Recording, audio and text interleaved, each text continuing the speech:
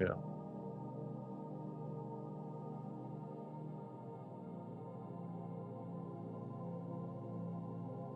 Probably not.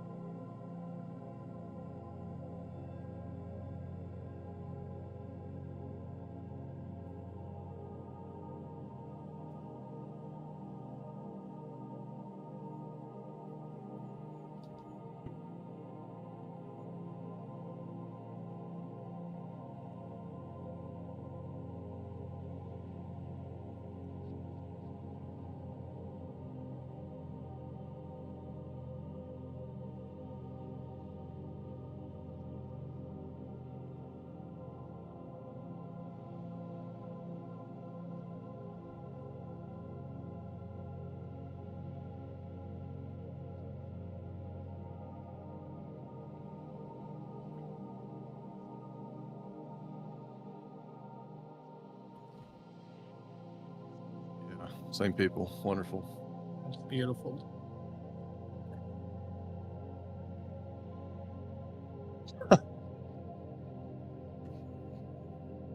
Yeah.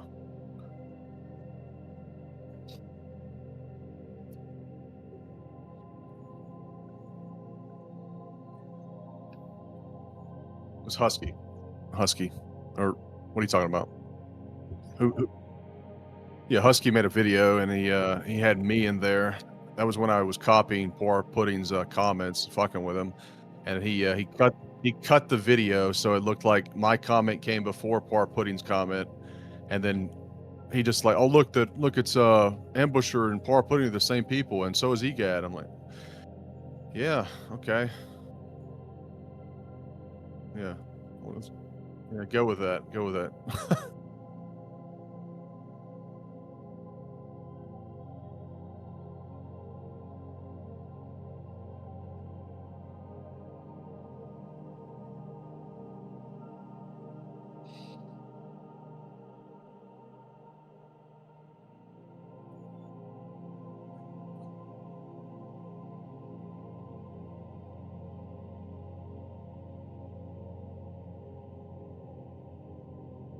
Yesterday was insane. Candace Owens versus Andrew Wilson debate took over the internet. It is the only thing on my X feed, on my YouTube feed, anywhere.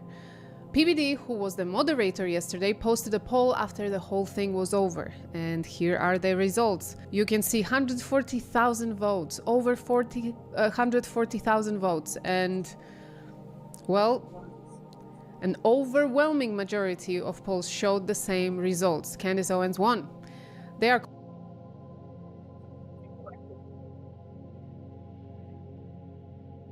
He had like 15K people in his chat. She had close to like 300,000.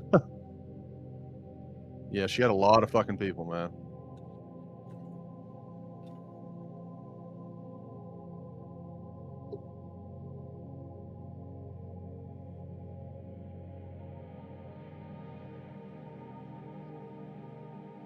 Yeah.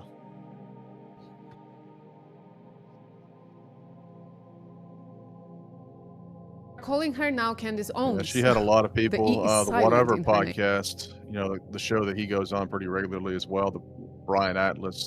They had I don't you he had a lot of fucking people in there as well watching that. So I think it just spread out between a bunch of different channels. There's a lot of people.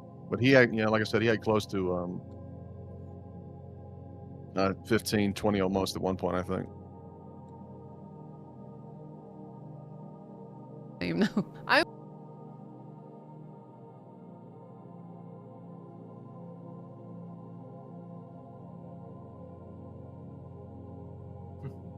Yeah, I saw.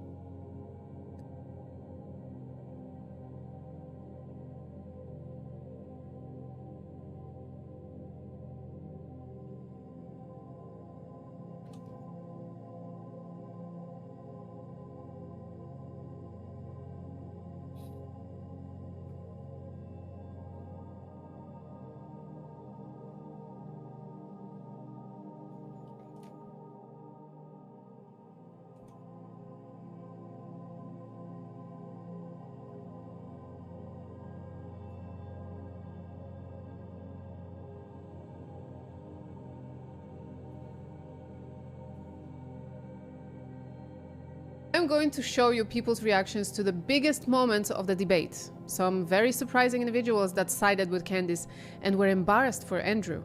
But I first want to focus on something that clearly came to light yesterday. Erica Kirk's alleged lie and TPUSA's involvement in the whole campaign to discredit Candice. So, Andrew started the debate from the opening statement.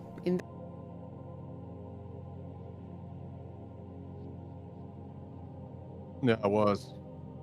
Yeah.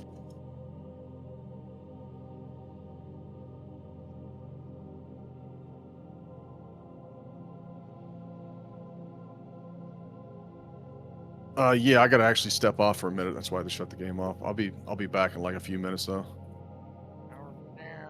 Just yeah, but just share it and I'll watch it. Hey. Oh, he's back. Yeah. Was I miss?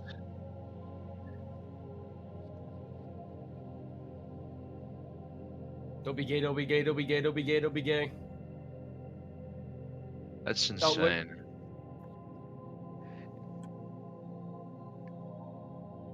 You want to see the live Hayes reaction to that? He's leaving, he's leaving, he's leaving, he's leaving. Yeah. He's gonna be gay, he's gonna be gay. His penis is shrinking as we speak. Oh, he muted himself. What a fucking sissy. As I said, sissy homo. What a fucking sissy. Fuck you, Ambusher. In that statement, he revealed that TPUSA shared a message with him that Charlie sent to Dan Flood, head of Charlie's security, on the 9th of September. It is super significant in this case because this very message has been discussed from the start.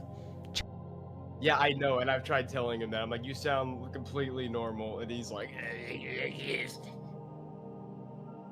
Charlie allegedly sent a message to Dan and to Andrew Colvett the day before he was unalived, the day before 10th of September. What we knew from Candice, and she found out from Colvett, was that the message said they are going to unalive me. Since then, we all asked the question, who? Who did he mean? Andrew allegedly never clarified it to Candice, so we expected Erica to explain it to us, right? But Erica said it has never happened. Charlie never sent a message like that. And she had his phone. Candice then asked Erica about those messages when they met. Erica claimed that she found the message, it was in a different messenger or something. She made sure Candice didn't see the screenshot of the message first before telling her Charlie meant the left. The left was going to unalive him. For those following this investigation from the start, it wasn't easy to spot inconsistency, and yesterday it woke me up. I immediately reacted and I told the guys in our live stream, she lied? He's lying? What is happening? How come Andrew was able to read that message out loud during the debate, in the opening? Not to mention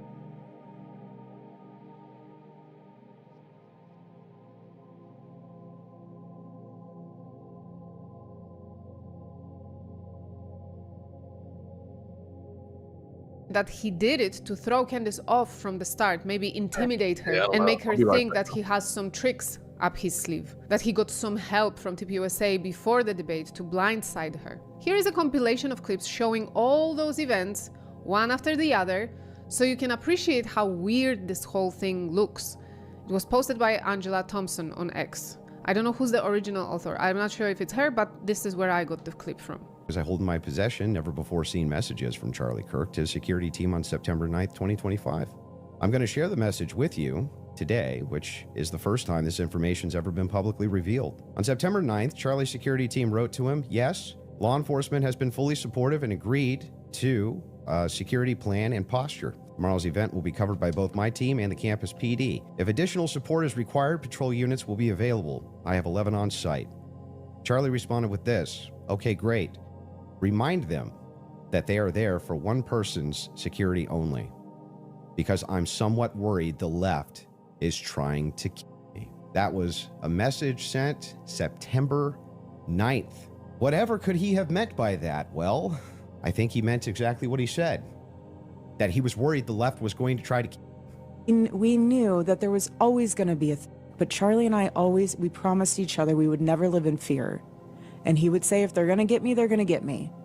But he was not messaging people the day before saying, I'm going to be murdered, they're coming after me, someone's going to kill me. He didn't say that.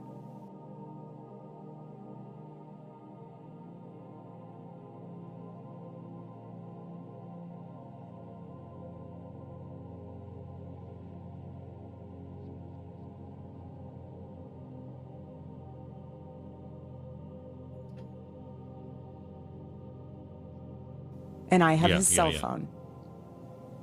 Didn't say that. But they owned right away, which felt great, that if you guys recall, Erica sat down with Glenn Beck. I actually missed this portion because I didn't get to watch the interview in its entirety, and we were pulling clips because a lot was coming out very quickly.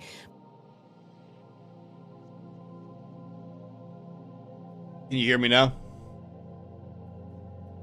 I can hear you. Yeah, I think it's cause I think I muted my microphone. Should be good now. Hello, everybody. Sorry, I think I had my microphone muted.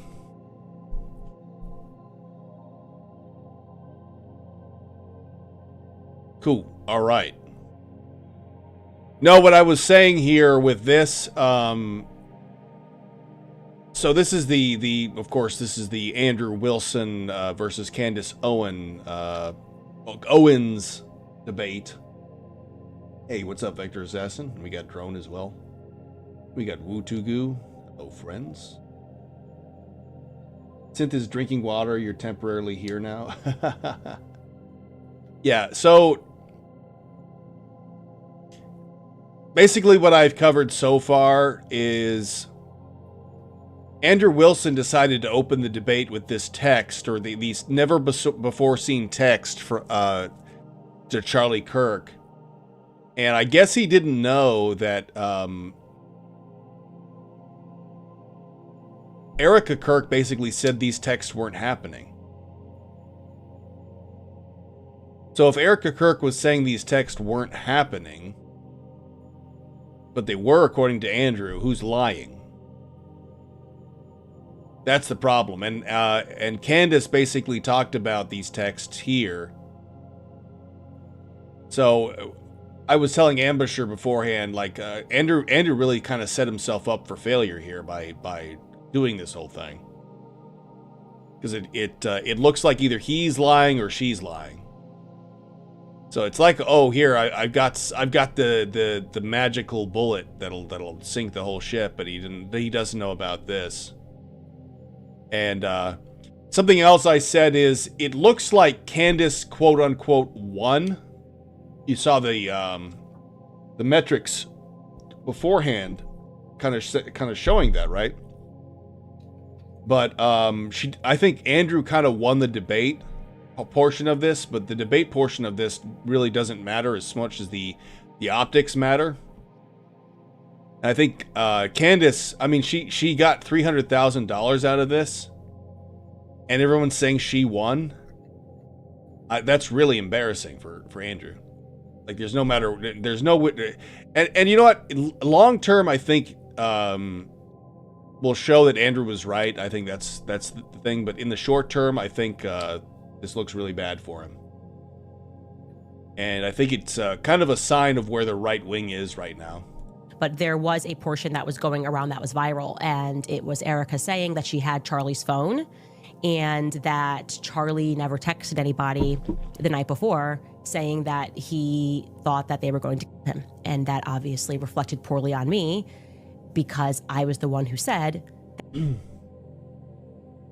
I already watch the Coop videos on Erica. Or is it purely the new shit? I've watched half the debate so far. I watched some of it at work when I had some downtime, and I watched some of it in the car. But I didn't watch the whole thing. I kind of got off on I think I went halfway through the whole video. It definitely was not long enough. Andrew played $300,000 for what, a 3-hour debate with her? Definitely not long enough. I don't know why you would pay $300,000 for this. Because what's clear to me though about the right is Candace Owens is a really good sensationalist. There's very little substance to what she says. She might be right, by the way, about some of the things she says, but she's not a logical person. She's definitely a sensationalist. She's definitely like a consensus person. And part of the other reason she's kind of drumming up traffic is because she's obviously against, the government, the corporations, all these other people who we're kind of set to hate anyway. And Andrew, I think he trusts too many people he shouldn't trust, but he's mostly trying to keep the peace. I think he wants but I don't think the world is headed that way.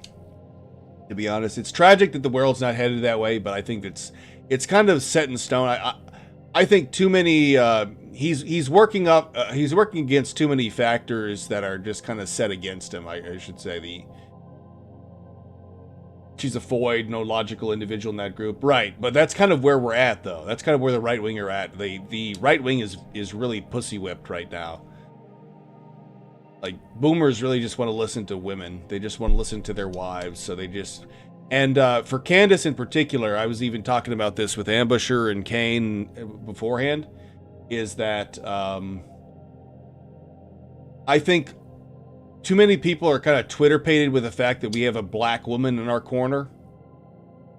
And they're not going to argue against it. So it just means that the whole white guilt complex, the whole... civil rights complex is still like alive and well within the right wing.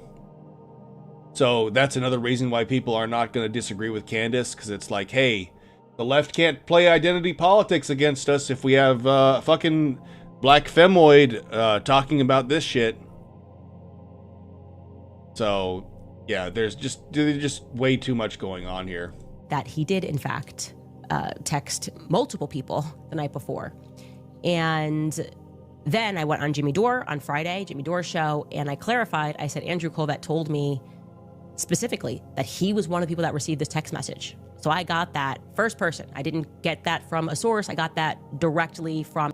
With what Coop already summarized in his videos, Erica was already proven Mossad, CIA asset. It's pointless to dig deeper and risk getting destroyed because her mother and father clearly very high up. See, that's the thing that frustrates me about Andrew. Is he still trusts? I'm seeing more of like like boomerisms in Andrew,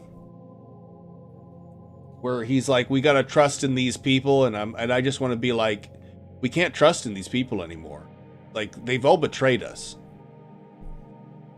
Like, I realize it's kind of hard to figure out who to and who not to trust, but all these institutions, they're corrupt. There's really, if you want to get to the weeds of everything, I don't think you can trust in anything. I think everybody needs to kind of like fall down and repent. Trust in God. Like basically ask God that when the meteors start falling, spare me from when the meteors start falling. I think that's basically what it is. Because we're fucked. We're fucked beyond belief. And there's nothing to preserve. I don't think there's anything to preserve. I think it all needs to like go up in flames, burn. It's all a mess. With let's see, have I actually been following the case and Candace's input? You talking about the Tyler Robinson case? You have no plan, you must trust. Exactly. Yeah. Andrew Colvett, and then somebody who had access to Dan Flood's communications said that Dan Flood similarly received a text message. They owned that right away and explained, Erica said. Okay, cool. I'll continue on. That she has Charlie's phone. She's looking at his iMessages, and it turns out that he, like everybody else, communicates on Signal, he communicates on Telegram, and that those when she heard me say that, they then went and looked, and yes, that what I said was true. I haven't been following the case very closely. I got bits and pieces, and from what I've gathered, I don't trust we're getting the information that is legitimate. I think we're being told what we want to be told. We're being told by people who have probably done things with the case to make it so that it's going to go into a certain direction. Actually, if you want to see somebody in these comments actually kind of talked about it here. Here it is. According to retired LEO lieutenant of 25 years, he says only 4 basic questions need to be asked, and every police officer in America knows this. Was the crime scene secured? Was the transport vehicle secured into evidence? Was the body preserved into evidence? Were all articles of clothing, jewelry, phone, wallet, microphones he was holding or wearing, everything on the deceased, preserved and entered into evidence? When the answers are no, no, no, case dismissed. If not, you know you're dealing with a criminal conspiracy. So that is something I know enough of, and I've heard enough of. Where I was looking at that, and I thought, yeah, that is a good point. Where they paved things over. There was a bunch of post kind of cleaning up of the area where he was assassinated. It's like, why would you do this? It just seems so odd. It seems so odd, and it seems to me really strange why Andrew isn't questioning any of it. But again, I've only gotten halfway through the debate, so I don't know if they actually address that.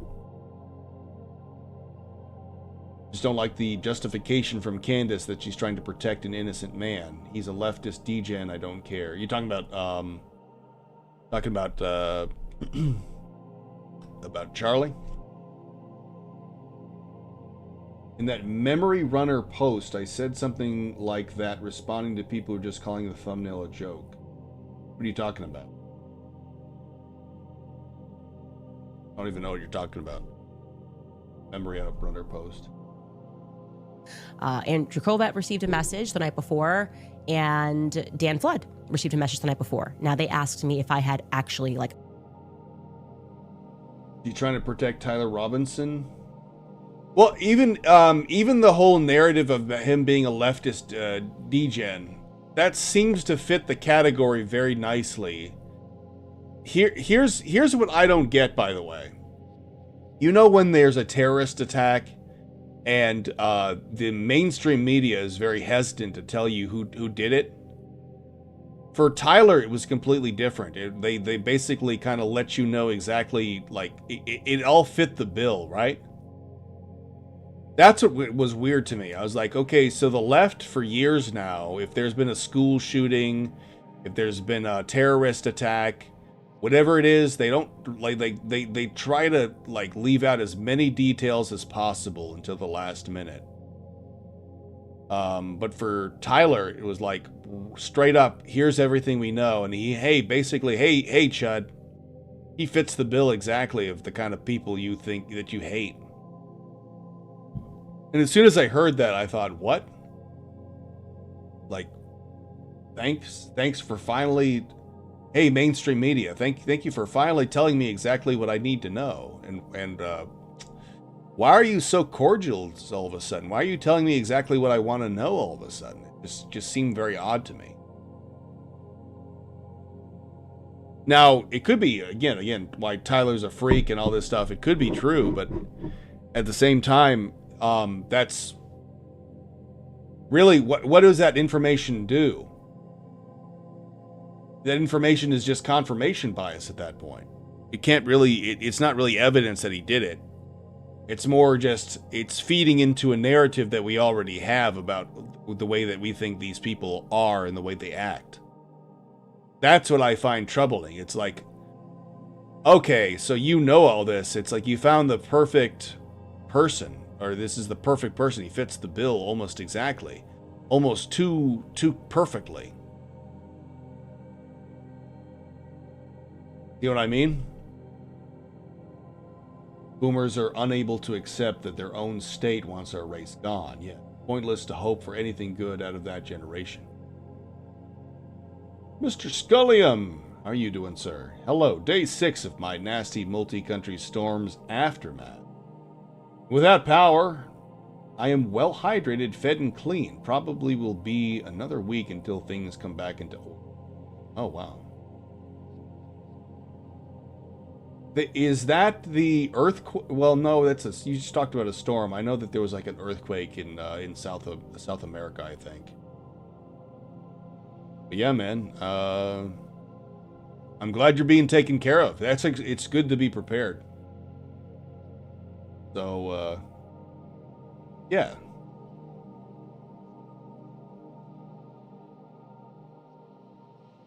Heavenly Father, Lord Jesus, ensure that Mr. Sculliam is well taken care of, and that you provide for him. Amen. True, it's just odd that nobody has refuted that narrative yet, not even his family. The narrative, Tyler Robinson narrative? Yeah, there's a lot of oddities. Fumbleweed Dumblecock says, as I understand it, he probably did something to get wrapped in as a patsy. But his leftiness has been greatly exaggerated. Yeah, there was also some Discord stuff that I heard about that just kind of got swept under the rug too. How Discord had a story and the FBI had a story, I think.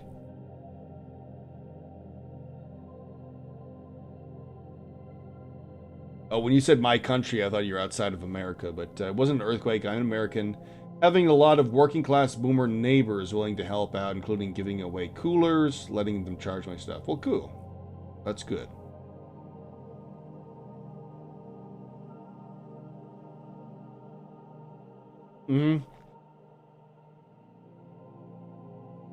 Wutugu. That's exactly what I was thinking. Longer it takes for an identity of the shooter to be revealed, the higher likelihood of them being non-white. In this case, he was white, but he was actually a leftist, so he was actually someone who believes everything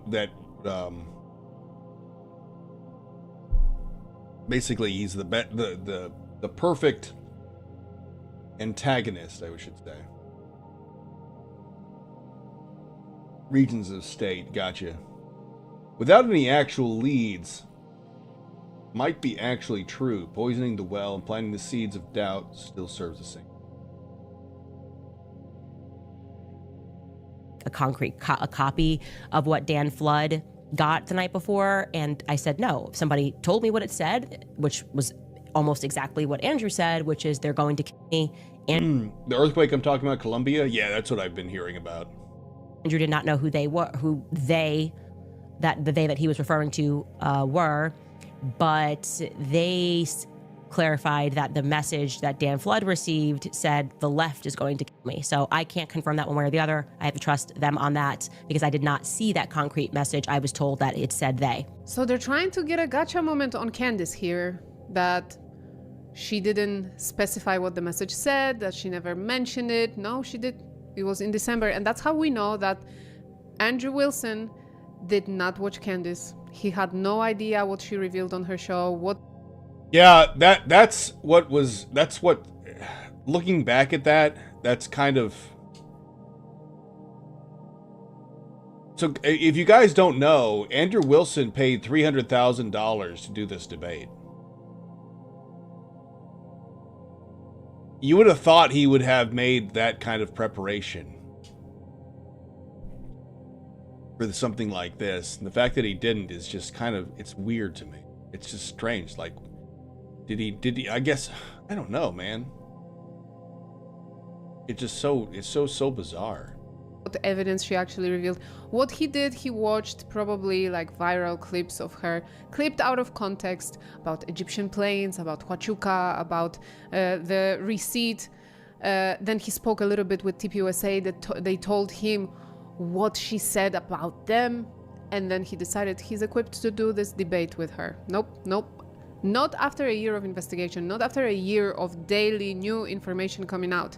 Candace is one of these people that will own up to a mistake when she made one, and she will... I don't know about that, but... clarify things. No, I don't believe that at all.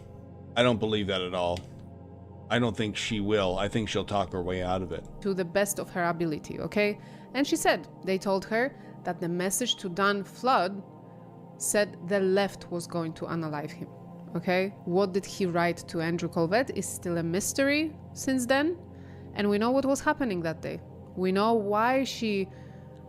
Crazy things are happening in the debate cinematic universe in the Kirk Chungosphere. Yeah, with this debate, with a lot of that's going on with the Charlie Kirk narrative. See, I listened to Douglas Wilson, to Pastor Douglas Wilson. And he even wrote an article kind of saying, haha, Candace, we got you. And I listened to that and I thought, did you? Because I think there's still some stones you haven't unturned. Because this is not beyond a shadow of a doubt. Candace herself is very interesting. I'd be interested to see someone dig her up back. Well, actually, I'll go into that afterwards because I'm not going to spend the next 30 minutes listening to this. I think she's gonna what is she gonna do? She's gonna do more commentary on the debate. Well, she's gonna talk with someone. This might be actually an interesting video. I don't know, but for Candace being interesting herself, you should watch Harmful Opinions. He has a 9-minute video called "I Hate Candace Owens." Actually, you know what? I'll leave this here. Let's just watch this real quick. Hang on. Every once in a while, I'll see people bringing up bits and pieces from Candace Owens' past, and one of the little nuggets of iniquity that always rears its ugly head. That is an entire sentence. The average Gatsby. What are you referring to? What is an entire sentence? Is social autopsy, typically referred to as a doxing website. Not an unreasonable characterization, and it was quite the sinister project. Here's an example of how they promoted themselves. Why bother arguing with someone over the hateful and harmful words they share on Facebook, when you can instead anonymously submit them to social autopsy? Let their employers read their words. I think it's valuable for people to be aware of this, but there's a problem with summaries I typically see. If you are a somewhat online individual, you've likely seen it laid out like this yourself. It normally goes, Candace Owens used to be a rabid liberal who was running a doxing website that targeted conservatives before she had her epiphany and became red pill black. Both parts of that kind of summary, though, are not very accurate. According to Candace, the sense in which she was a liberal was merely that she didn't understand labels. She describes the change not as a shift in values, but as an increase in understanding. She has stated that she never really was a liberal and that she was always a conservative. I don't even know that I ever really was a liberal. By the way, this is why I love Harmful Opinions, because he notices things like this. This is why I don't, even though I think Andrew Wilson, I don't think he lost the debate, but he lost the optics war with her. Because she did something with the optics war, and she's very good at it. And again, part of the reason she's good at it is because you know, black female, and black female is going to get like points for people who are trying to be not racist, including conservatives who still have that mindset. But she's very good at kind of like, if she's been caught, she kind of talks you out of the fact that, oh, I didn't really mean this. This is what I actually meant.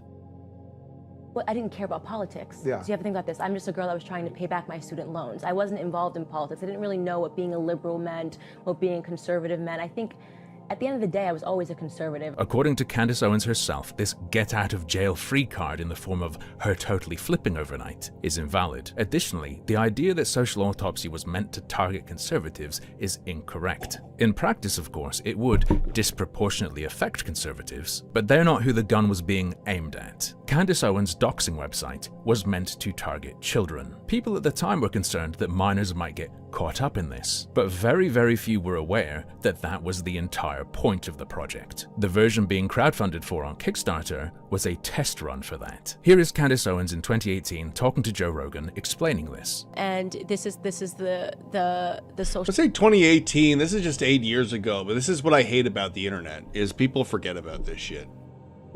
If it's less than a few years old, people just forget about this shit. This is why we're all fucked. Is like nobody has long-term memory anymore. Nobody remembers things. Nobody has any capacity to remember things correctly or sufficiently. So somebody like Nick Fuentes could say something last week, and next week he'll say something completely different, and nobody knows the difference.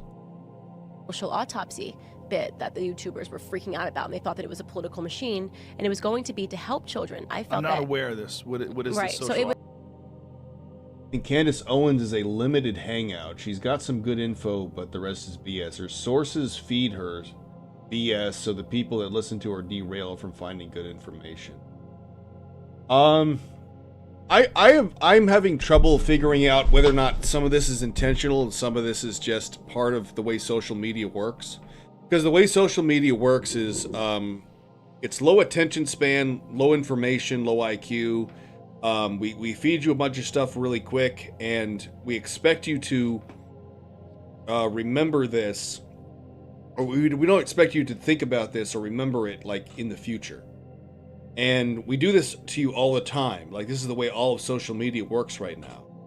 The way all of social media works is we just shoot a bunch of things at you. You really don't have the capacity to like analyze it or anything. You just kind of like ingest it in the moment, and then that formulates whatever your thinking has to be within that moment, and then you just proceed from there. So there's no critical thinking. There's no what did I eat for breakfast. There's no turning the apple. It's just repeated, here's what you need to care about right now.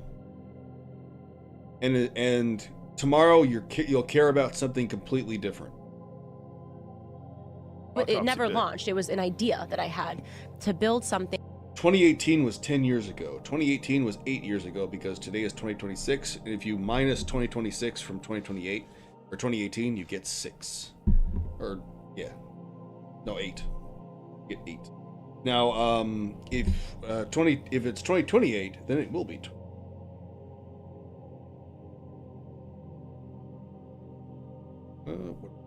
Thing that would be like screenshots of what people said online, and like to put them in like a timeout. So I literally, we were going around, we were meeting with high schools and saying like, we're thinking about building something for children that like, so instead of going to prison because you sent a mean tweet or a mean snap, like what if you just couldn't like try out for the football team? You know what I mean? Like what if Dan Chris 24, how are you doing? Like your teachers checked a database to see like how you were behaving online? Was it like naive going back? Like sure, like but the idea that the feedback that we were getting from principals was like, first try it on adults, because like, so everything she does is just, she like talks herself into why this is a good idea. There's no substance to any of this. Like, this is so naive. Like if this goes awry, like to do this for children is like not going to be a great idea. Firstly, it was a little bit more than incredibly naive, wasn't it? Yeah. It was intensely retarded and dangerous. And secondly, this is a good example of why it still matters now. You can say, well, even that statement was in 2018. That's one of the last things she said about it. That's so long ago. The reason it hasn't... It's so long ago, dude. That was 6 years ago. 8 years ago. 8 years ago. Not 6, 8 years ago. I'm thinking of 2016, I think I'm 6, but it was 8 years ago. Guys, if you're Gen Z, maybe you think 8 years is a long time ago. It's not. When you get to be my age, 8 years is not going to feel like it's a long time ago. come up again is only because she successfully lied so much. To Yes. me, when you deceive people and do not dispel it, you're engaging in an ongoing wrong for as long as you don't. And even that statement was a deception. She Yeah, this is what I want to say is a big problem with the right wing. Is too many people on the right wing are engaged in the same kind of left wing social media engagement behaviors, and that's why they're gonna fail. Because you succeed in the moment with this kind of thing, but in the long term, you don't actually convince anybody. presents what she was doing in 2016 as cautious and responsible, seeing if it was safe for kids. There is a problem though. The year after the Social Autopsy stuff is when she popped off in politics as Red Pill Black. When Social Autopsy jumped back up to bite her in the ass, she would characterize it as a technology that they never got around to building. We were building a technology, not a website. So what he was saying is this is a splash. This is a splash of what we were actually. We never built it. That's the whole point you're missing. Clearly gives the impression that this thing was just an idea and wasn't functional. Somebody needs to shut her the fuck up. Why is a woman allowed to? Because she's black, guys. Because she's black and sassy, so nobody is going to challenge her. Nobody's going to be like, shut the fuck up, woman. Read. Don't teach me. Don't say anything. Men are supposed to be doing what you're doing. Nobody's going to say that. That's why the right wing is fucked. They didn't even have the tech. However, Social Autopsy was functional, and it was driven by manpower. According to their Kickstarter, they had already made 22,000 profiles for people, and that the funding was primarily to expand their team of web analysts so they could make profiles faster. They also did in fact have the tech. The tech is a form. Social Autopsy functioned by having people submit docs, including photos of the target, alongside anything nasty they've allegedly said online. That information would then be used by a human being to create or update a Ambusher says he'll be back in a bit. Some guy flagged me down because his car went up in flames and I got to help him out for the time being. Wow. All right, man. profile. Have someone that you'd like to add to our morgue? Submit them. Our database is Why continually did she call it a morgue? What the fuck? grown by anonymous submissions from individuals like you. And that was not a mere mock-up for Kickstarter. That form was accessible, and because their web devs sucked ass, you could in fact check that they were collecting and storing what was submitted. Check out this picture of Hitler, archived forever on their now defunct website. In 2017, Candace hilariously tried to argue that that system does not constitute collecting information. It didn't collect the information if people are writing in the. I don't think I mentioned this, by the way, guys. I did, maybe my microphone was muted, but apparently people think Ambusher, who's been on the stream for a number of times, and you've heard his voice, people think he's me. It tells you how retarded the people, the people who, like, don't like me for whatever reason. People, I guess it's the same people who think I'm Poir Pudding. They think I'm Ambusher, so I'm just this ever shape-shifting chameleon. So apparently I'm also Ambusher. It tells you, it just shows you how much research these guys actually pour into going after me or with Ambusher, just because we happen to like Synthetic Man. We don't have a problem with him. So, yeah, apparently I am Ambusher, and Poir Pudding 64, and, who else? I guess I was wasn't I also Poir is Sexy? I'm just so many people all at once. It's really amazing, like how, I'm amazing. I can be all these people all at once. That is amazing. Information, it was storing it. It was an archive. That sophistry becomes even funnier when you realize the year prior, she had characterized her own system as a database that collects info. Concern should be why these words are being said on the internet at all, not why a secondhand database is collecting the data based off of what's, This was back in 2016. So there you go, guys. That was about 10 years ago. There we go. We got exactly 10 years ago. Nobody remembers this. Nobody remembers this. Like, what is this? Is this even Candace Owens? Maybe this is AI generated. Did they have AI in 2016? Oh, who knows? We'll just throw this, like, under the rug. We don't even care. Shared. Finally, we can get back to child safety and the idea that it was being run on adults first to see if it was safe for kids. There was, of course, nothing to stop you from submitting info about a minor. That's true. She might have gotten some surgery. If most people were capable of more than binary thinking, you wouldn't bat an eye at Candace derangements. Clearly, people will let this emotion push them into the state's name.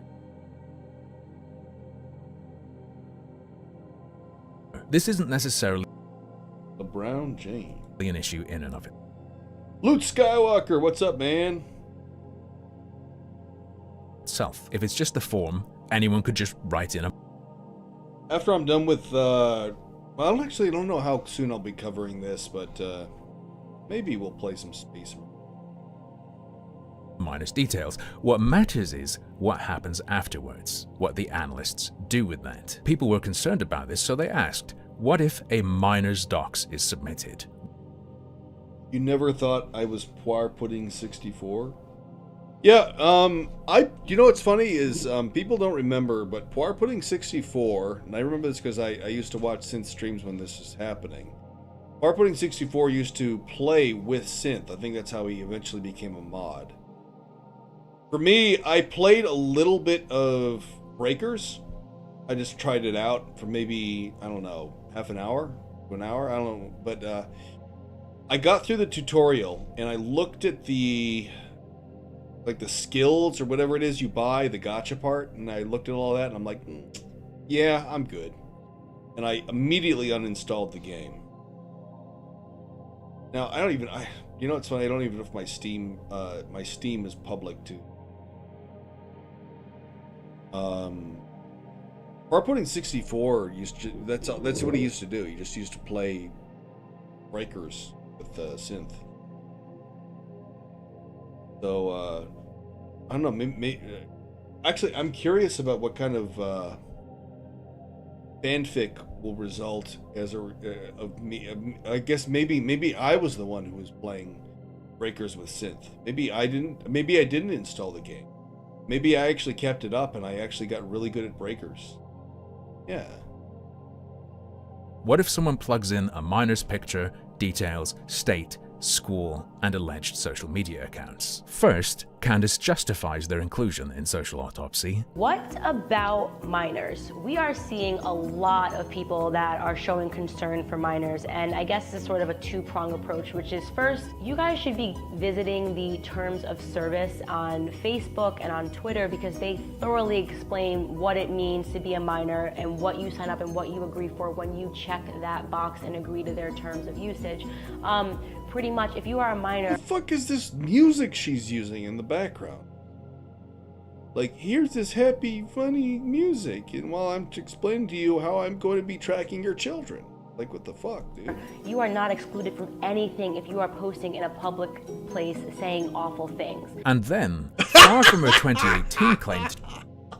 Saying awful things.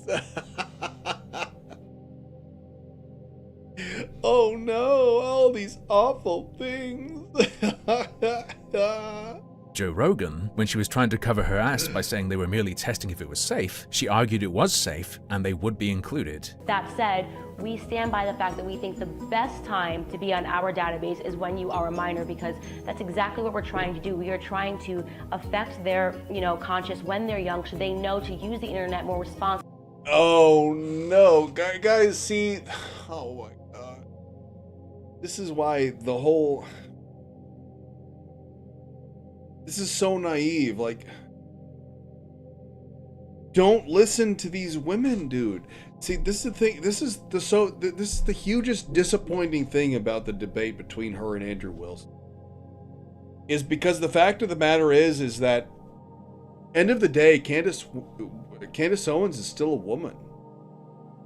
she's still going to do women's stuff like, oh, we got to be concerned about the children, which means we got to do irrational things that I haven't thought through with my little woman brain.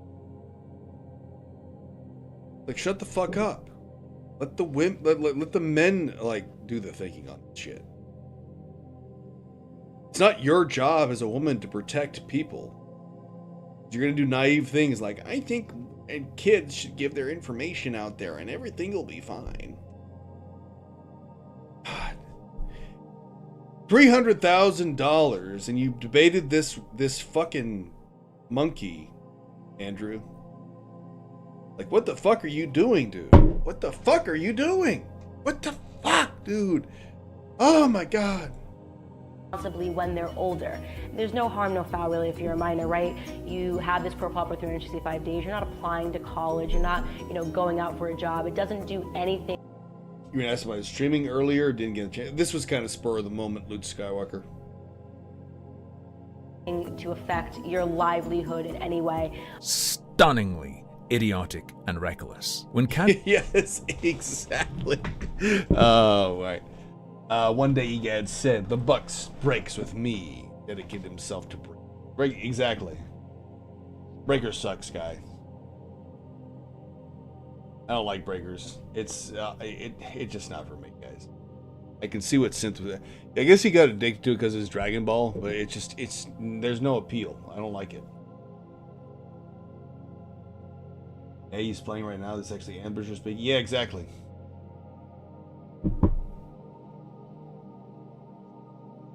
Candice isn't being defended on the back of an allegiance flip, which I think is irrelevant to this problem. She's talked about as if she was this young girl, didn't know any better, needed that year of self-development. Yeah, see, that's how she operates, guys. This is why I'm really disappointed with her debate with Andrew, is because Andrew kind of like he kind of kept the soft gloves on. He didn't like go in on her. Because this really is just no different than... He shouldn't have treated it any different than him debating some of these OnlyFan foids. Because that's exactly what this was. I'm going to say it right now. Candace Owens is just... is porn. But she's porn for guys who want, like, a confirmation bias. I guess it'd be affirmation bias. For their little... conspiracy theorist, I guess that I don't want to say conspiracy theorist, but it's the leftist term. Basically, that like, our government our hate of the government because they're all liars, the corrupt government. Whatever you want to call that. Like she's there for it, and hey, I finally got a black woman who's talking about this shit. So I don't have to listen to a white dude. I can finally get one of the identity politic femoids to affirm my beliefs. That way I don't have to feel like I'm racist for agreeing with a white person. That's exactly what it is.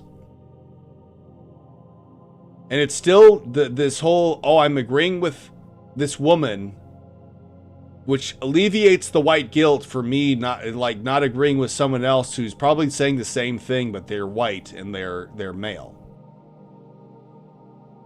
It's really that's really what it is.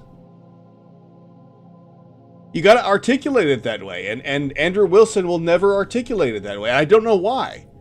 Like he did this to he does this to the OnlyFans people. It's really essentially no different. I'm going to say that right now.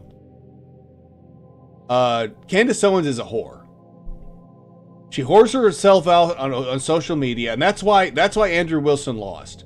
Because he didn't address her as a whore. She didn't address herself as someone who is whoring herself out to social media with these talking points that you want to hear. And you want to hear them because, oh, look, we got a black woman in our corner. We, the conservative people, have a black woman in our corner who's affirming our beliefs.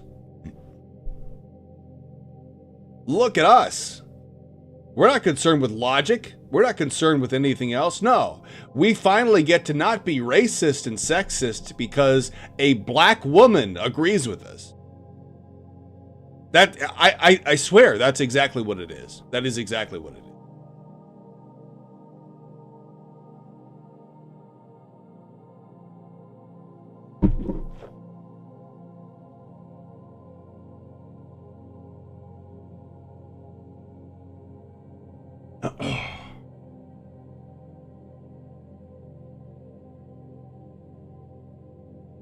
Don't need women to validate our values. Reality is more than enough to point across. Pro-whiteness Chud channel? No, not a pro-whiteness. I think Andrew might be afraid of losing the shared audience he has with her, is my guess. Might be. I don't think that's immediately what it is. I think this is a good learning moment for... I don't think you'll come to the conclusion I did, but I think this is a good learning moment for Andrew. About where the right wing actually is. I think what he needs to realize is the identity politics game has been so integrated, like so sunk into the right wing. You can't just extract it like so.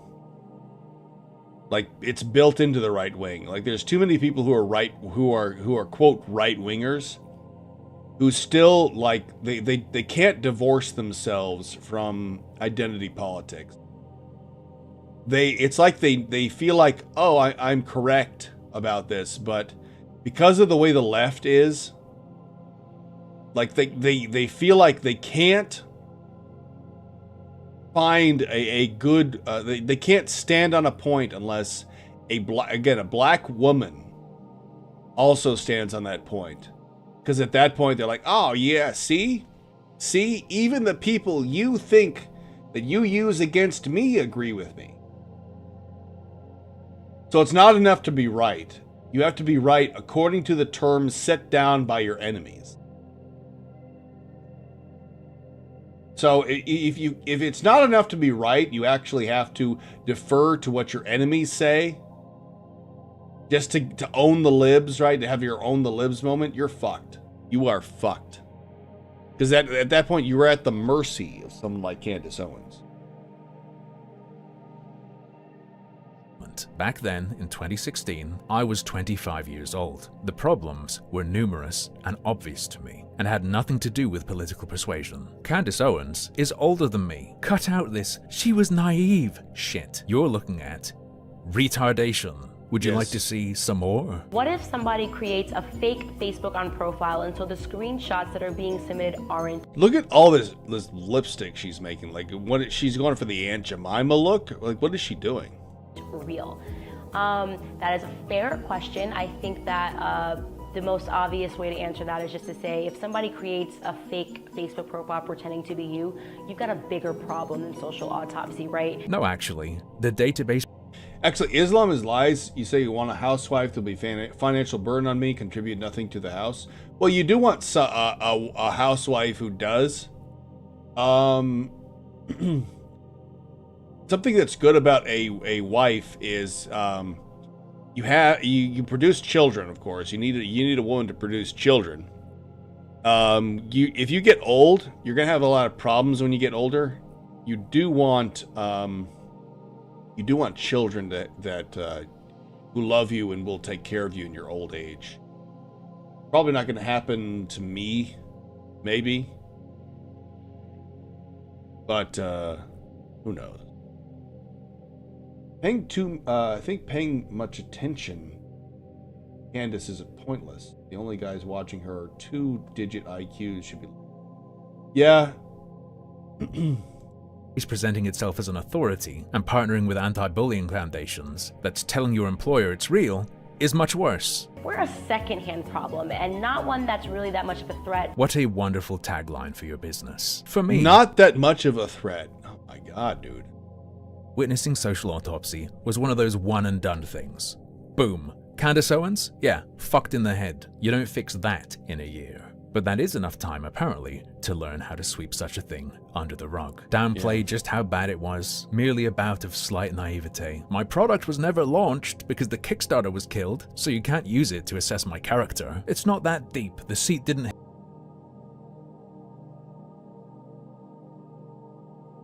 5-kilogram seat from the 3rd floor at West Shopping.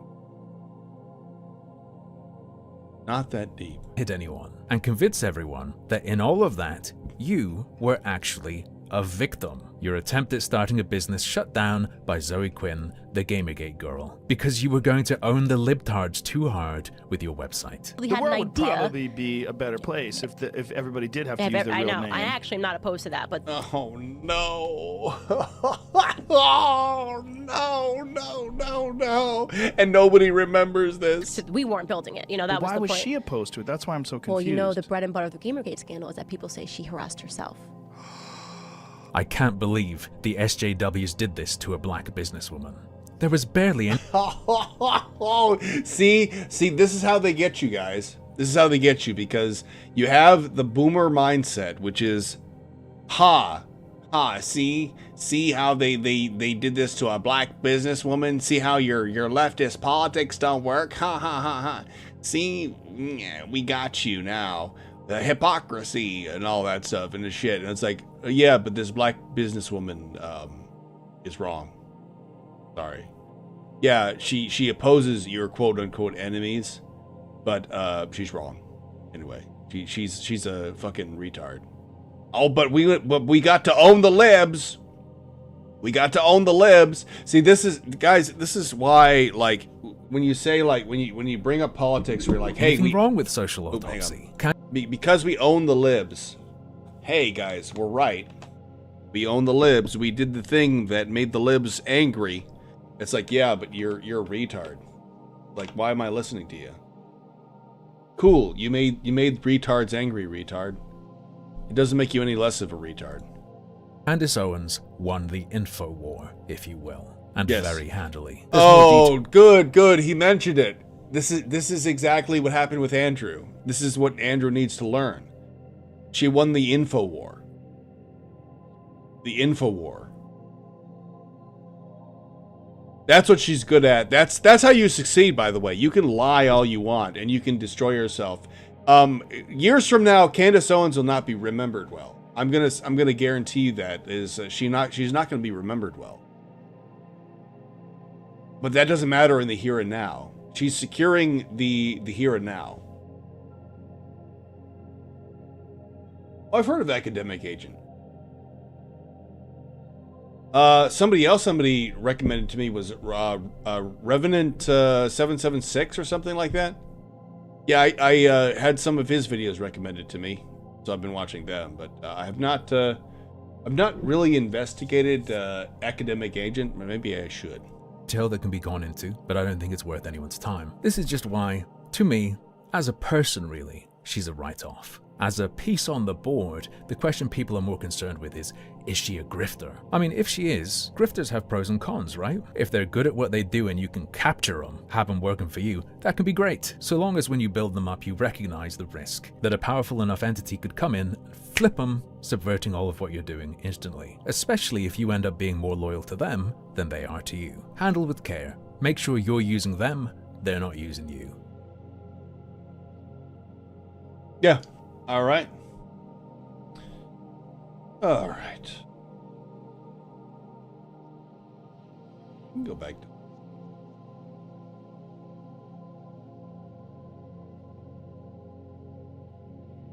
There you go. Has this suspicion that it has something to do with the Little Huts. All right? Okay, I'm gonna read some comments under this video. If no one ever sent that text to Candace Owens, Andrew would have never admitted it existed, and we would have never heard another peep about it, until maybe Joe Candy decided to speak about how he was pushing for investigation.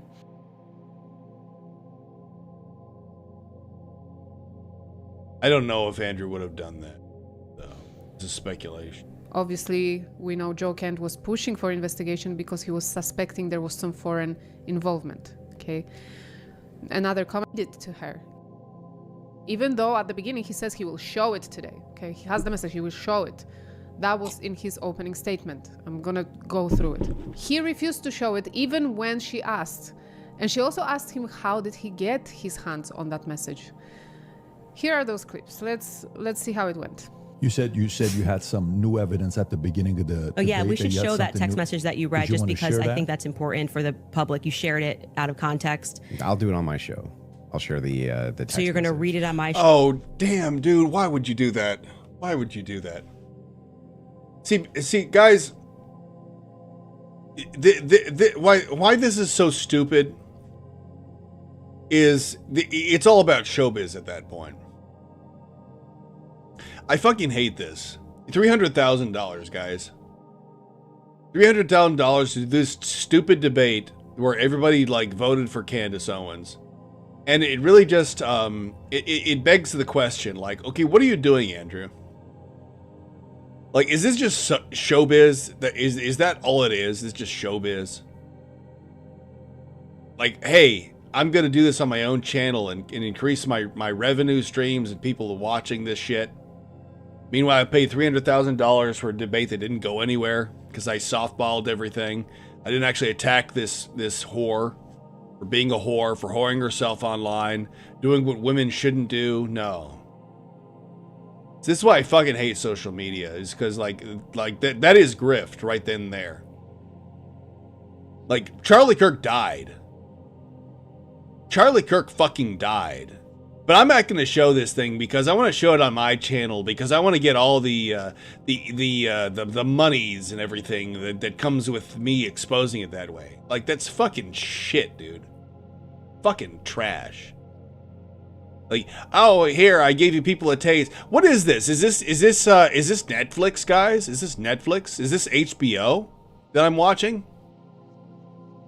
Is Charlie Kirk's death? Is it like Tony Stark's death from Avengers? Am I just supposed to be like, ah, cool, and clap? Yeah, oh yeah, Charlie Kirk died for the cause. You what a no, like what the fuck, dude? Like this is so fucking trash. Show but not show it. Correct. Okay. So I'll show it on my show, but that's what I'll do. I'll show it on my show. Can I ask why? Why? Yeah. Why? Yeah. Why? Well, because I want to drip out the evidence. You know? God, damn it, dude! What the fuck, dude?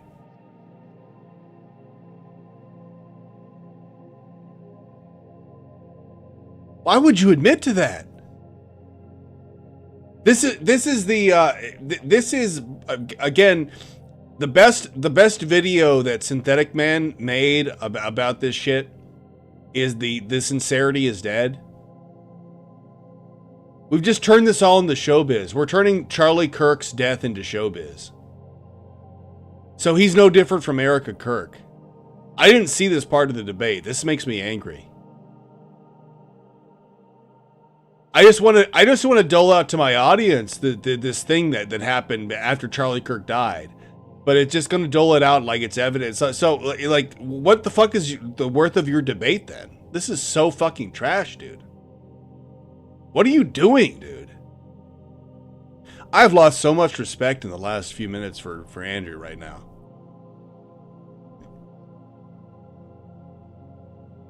I talked about this with Ambusher, by the way. I know that there was a former stream that he did with Brian Atlas where he talked about the reactions that Erica Kirk and her children had to seeing her father die, or seeing their father die. They weren't there. I remember he kind of like went into it, like went into the details about it, but it's like, well, wait a minute. The kids weren't there to see their daddy die. Erica Kirk wasn't there to see their daddy die. They weren't aware of it at that time. But he still went into it with Brian. Hey, what's up, Kane? He still went into it with Brian as if like that happened. If you can dig up that clip, by the way, that would be something. The fact is, okay, is Charlie Kirk's death? Is it really just? Is it just theater at that point to these people? Like they just turn it into content? Because that's exactly what he's doing here. It's like, I have all this evidence, but I'm just going to dole it out drip by drip to my audience. That's got to drip out that evidence, keep people coming back for the show, right? I don't know if snark serves you so well. Yeah, no, she's absolutely right there. Exactly. Saying like, yeah, I'll release it there. Yeah, that's my intention. God, dude, what the hell? He's being smug, he's being cringe, but he said at the beginning in his opening statement that he was going to show that. And now maybe chat, you can tell me, was he being sarcastic there, or is that actually how he's operating? Because I don't even know at this point. I don't even know why you would joke about that just to get a win on Candace, and you're telling Candace she's the one who's like destroying the right wing. Then why would you get little owns in on that? I don't understand why you would do that. I don't understand why you wouldn't just be absolutely sincere. That's what I would do. I would be absolutely sincere about everything I was doing. Because Charlie Kirk died, right?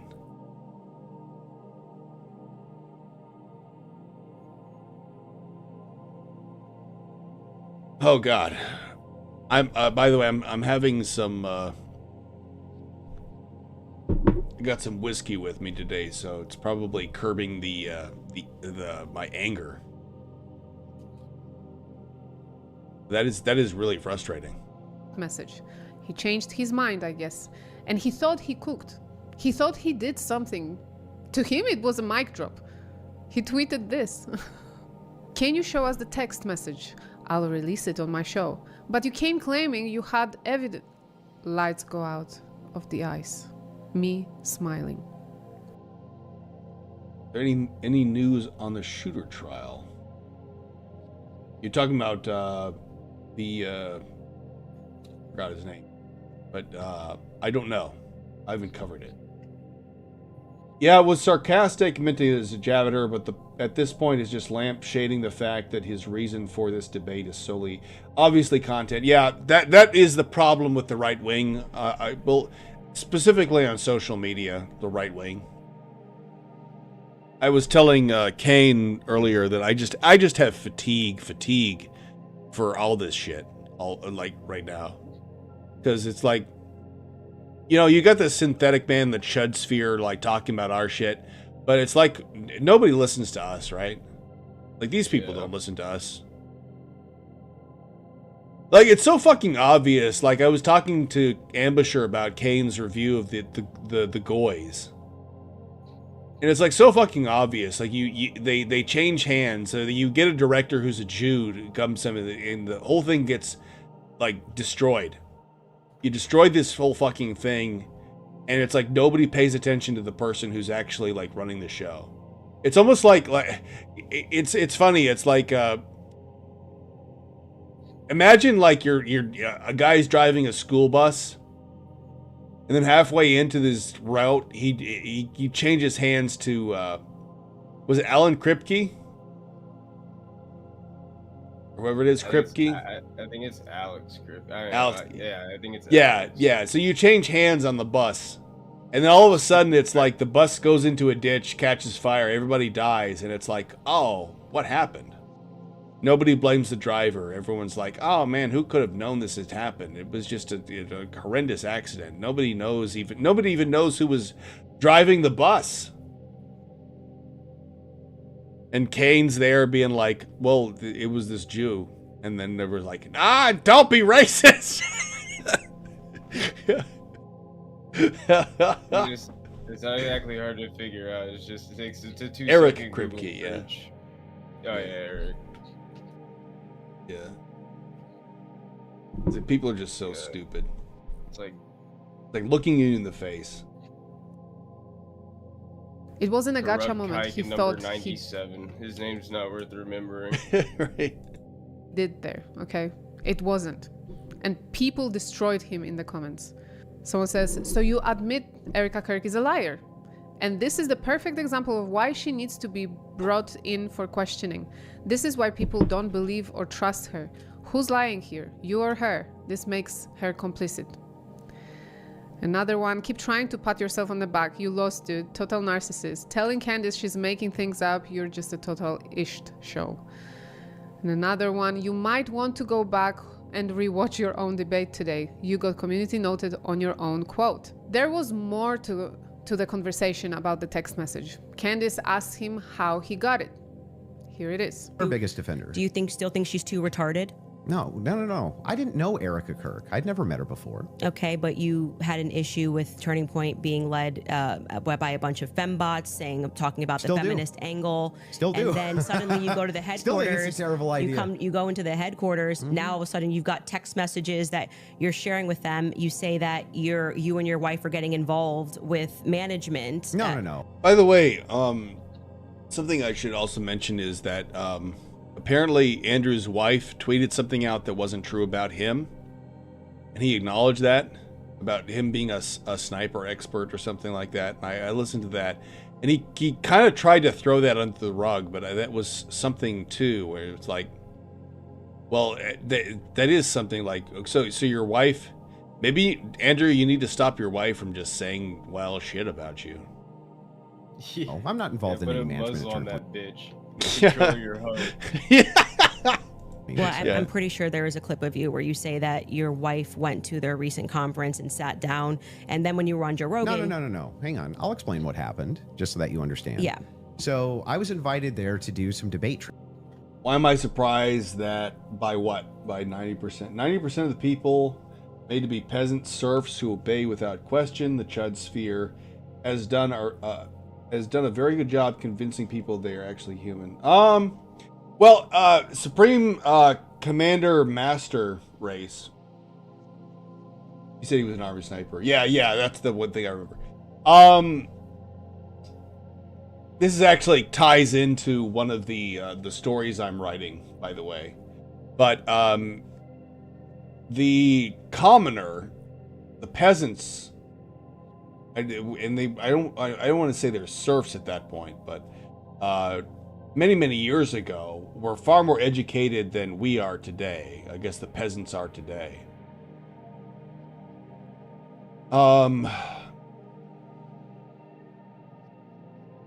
It's not so true today, but this is something I wanted to do. I was actually talking to somebody about this today. I'll do this today. So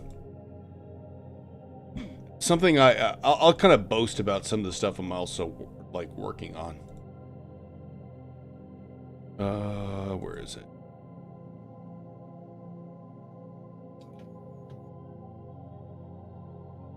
Harmful Opinions, just a new video.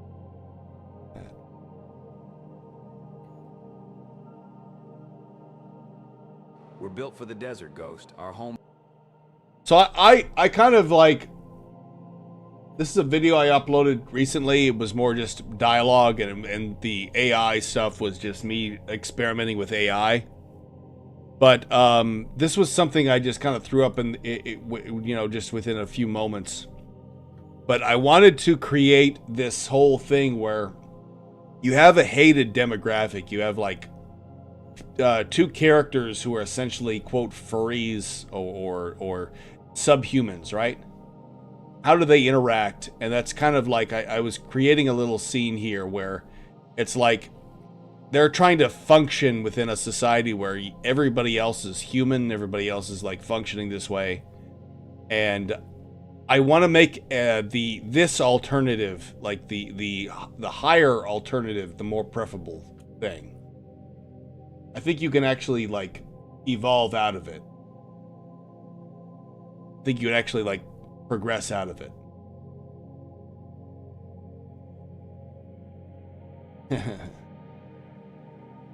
Talking with your mom, trying to red pill her on the JQ, was talking about Trump pulled out Netanyahu's seat. She was like, maybe he was being courteous.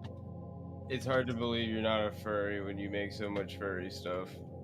Well, so in this context, so here's the thing. I understand why Disney does some of this stuff. Disney does it because you can do more expressionism through the animal characters, but I think they're the best candidates for expressing to the audience that these creatures are subhuman degenerates and they need to be exterminated. But one or two of them I don't think that's what it's putting up. I think most people are probably just gonna look at it and be like, "This guy's a fucking furry." Yeah, well, but then they can go die in a fire. Well, I suppose. That's kind of like why I had you as the avatar for the Kane. I was like, it's perfect because your guy is like nuking their planets. so it's kind of perfect for your attitude on that. You're basically destroying their planets, but you're like, one or two of them is like, please spare me and I will serve you forever. And you're like, okay, fine, whatever. So that's what I got going there. But yeah, I don't really care how people's perceptions work. I care about like the art that I'm trying to do and trying to do like that. So. Alright.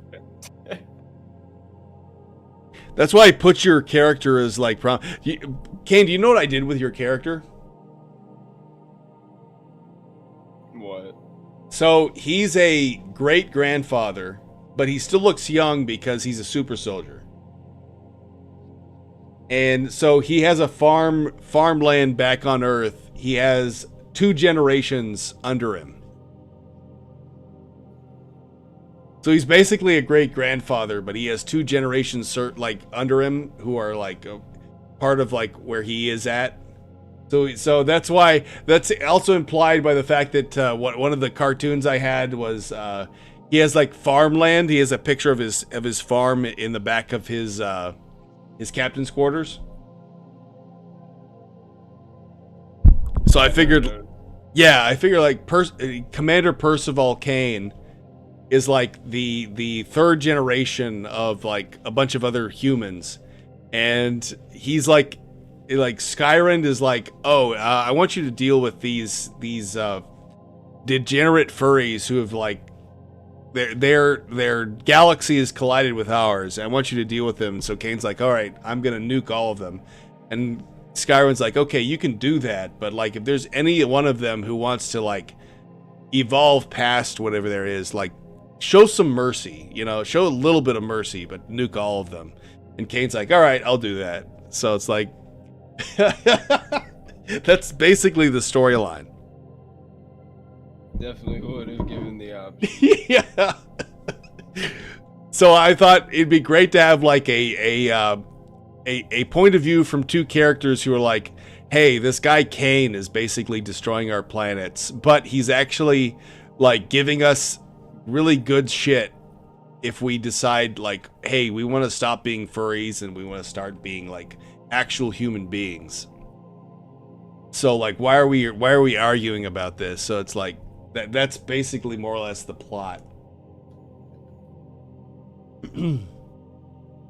Spider gives you the creeps. How well you designed him. Yeah, I tried to make him a little bit more anthropomorphic, the spider guy. But yeah, I thought he looked cool. So I that was me just like trying to do like a Spider-Man thing. But yeah. I don't know if you guys have seen this. I'll just play it. We're built for the desert, Ghost. Our home planet. Sandy 5, she doesn't... By the way, this guy is based on Deranged Doomer's avatar. ...play around. We're smaller than you guys, sure, but we're still lean. Lack of water will do that to you. Humans say we look like foxes.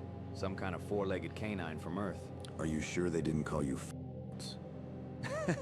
Yeah, my mistake. They said we all look like f***s. So why Clint? That's a human name.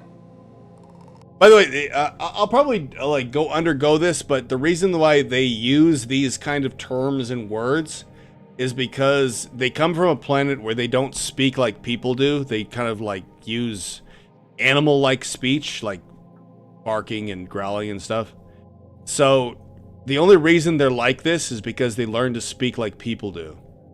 So like learning to speak like actual human beings improves them. It helps their evolution. So that's why like they call things very simple things, is because they didn't have very sophisticated language. Based humans in this universe? Yeah, they're the most base. They're the most based humans. Raised by humans, like Bella. Not from a pup, though. I was a teenager when they took me in, after most of my clan was exterminated. Full name's Clintodoris. It's an anagram of my father's name. Your clan got exterminated. How do you feel about that? Best thing that ever happened to me. They were all degenerates, scrapping by on a planet full of mostly nothing but sand. Humanity might just be the most worthwhile thing ever to happen to us. Damn hard to pass up the whiskey or Rika's mega rock and roll. And what? But there you go, Mega Rock and Roll. This is Mega Rock and Roll's avatar back here. What about you? Word is Kane is set to nuke Snow 7. How do you feel about that? There are still good people down there. They can still be saved. Empathy isn't a virtue, Ghost. I never said it was. If Kane wills it, fine. I guarantee most of them will get what they deserve. Lead with that next time, brother. Yeah. See, I thought that was great because there's a tacit exception that Kane is basically nuking all these degenerate planets. And he's like, sure, like, if you want to convince me, like, some of your people are worthwhile, you can do that. But, like, I'm set to do this because he's essentially a warlord. He's essentially like, communications have broken down. These people are destroying Earth, so I need to destroy them. But I can't be completely without mercy. So kind of show me why I should show mercy. That's kind of what the deal is. So it's a completely different like view of like showing mercy, where it's like, okay, you show me you're willing to submit to humanity, which is what Kane like represents. His whole representation is like, okay, this is humanity. We're trying to secure our own. We've got our own people. We're trying to do, and you've invaded us, and you're trying to do this shit. So we're going to destroy you for our survival. But yeah, the humanity is basically like, yeah, humanity is a horrible species. Yeah, so that's exactly here. I'll even go to this. Let me go to.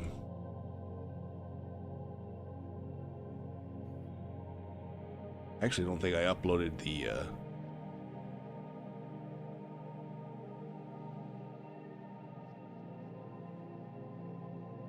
Yeah, here it is. So, while Kane is out on the frontier, Earth is being protected by Reich Marshal Karl and Mr. Leto, Mr. ML3. The will that binds us is the grammar of the spirit. We are called to command, to conquer, and to create. No power in this galaxy or the next can silence the call that made us men. This hour belongs to us, for we are chosen to bear the weight of time. Hail victory! I like how that animation actually did it, but it's humanity in this point. We've kind of done an intermarriage between the early Roman architecture and technology. So we've kind of found this middle ground. And the reason Reich Marshal Karl wears the skull mask is he's still kind of like the avatar of death, because that's what he does. There's still like this need to like destroy your enemies. But yeah, this is where humanity is right now. Is like, it's almost like everything on Earth has been conquered. Everything is under like perfect control. So the only thing that actually ruins it is some outside influence, which is the collision with the outsiders, the wolf people, the animal people, basically. So it's like, we got to destroy them all, but you can't ever like be completely unmerciful, because some of them might want to say, hey, we want to rise above ourselves and be people, be humans. So that's the whole idea behind this whole universe. Yeah, well, the AI animations are more me, just kind of like, I don't have like artists I can reach out to. I mean, I do, but I have to pay them. Maybe I will someday. If I make a good amount of money, maybe I'll ask artists or animators to actually do shit. But the AI animations, just if you want to, just consider them more just concepts I'm putting forth. Like, if you don't like AI, You can even see this too. What is? The will that binds us is the grammar of the spirit. Oh, what's going on? Hang on, come on. What is Skyrim destroying here? A reckoning for these silent machines is long past due.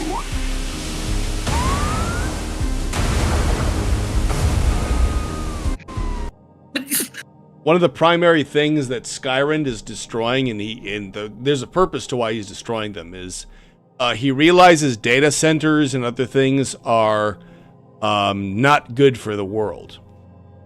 So this is an instance where he destroys one, but part of the reason he's destroying them is because control. He's trying to establish control over the Earth, and realizes part of the reason, part of the way that people establish control is through these data centers. Why is it doing that? A reckoning for these silent machines. This is before the whole. Hang on. Why is it doing this? Fucking AI.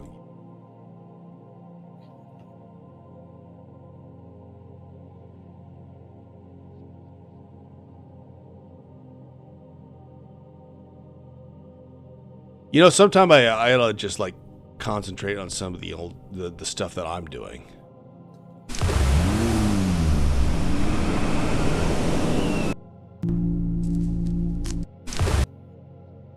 Here we go. This is a pretty good animation.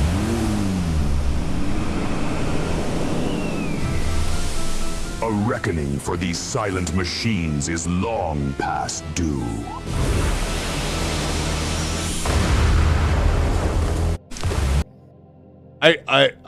Part of the reason, you know what's funny was what inspired this?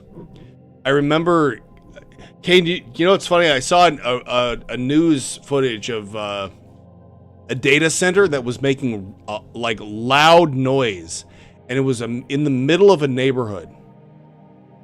Like, I was thinking of like people who just like are sleeping there, trying to get some sleep, and all they hear is this loud buzz of a data center nearby. I was like, that's gotta be. You're like, I saw a video of a data center being super shit, so I decided I would use the data center. Mm-hmm. That shit to make it more shit. To create this animation of Skyrim blowing up a data center. Yeah, I mean, like, I don't know. I feel like that kind of defeats the point. Or using the data center to create a video. Or it's ironic. Yeah. Well, I mean, yeah, it's ironic, but Yeah. I mean, you know. There's Kane's avatar, by the way. We've recruited one of the snow. I've been trying to also, like, I'm experimenting with like 80s, 90s anime. Wolves. He speaks English pretty fluently. I call him Ghost. This is a pretty good rendition. I think we can trust him. Alpha, can I meet him? Go ahead. We've already given him a room on deck 2. This is another theme I was trying to explore with this series is that it's all of the creatures and humans in it are pretty much like race mixing is not a good idea. And they're like, I want to stay within the species. That's another thing I want to try to promote, but oh yeah, that's another one with Peacock here.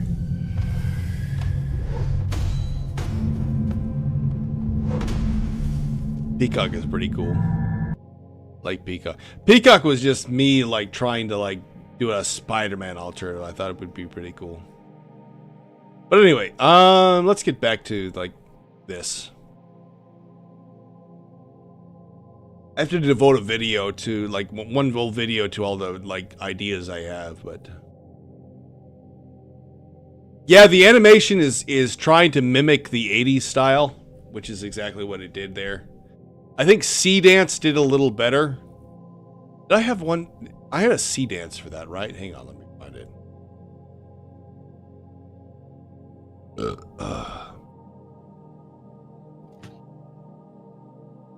By the way, Kane, you're talking about why my channel is suffering. I don't really care. Because, like, people I don't... didn't say that. No. No, that's like people have been telling me about like, I don't want you to do this shit. And I was like, oh, tough. Like, if you don't like it, you can unsubscribe. I mean, yeah, that's pretty much.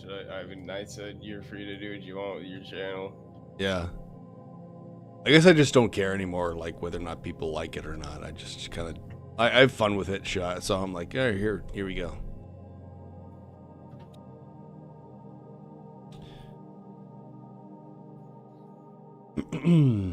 Race mixing is based. It could be based in certain contexts, I guess. You conquer the black.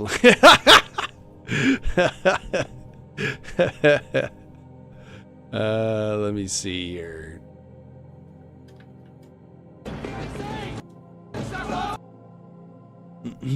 I even have like this is the old, like, I posted this earlier.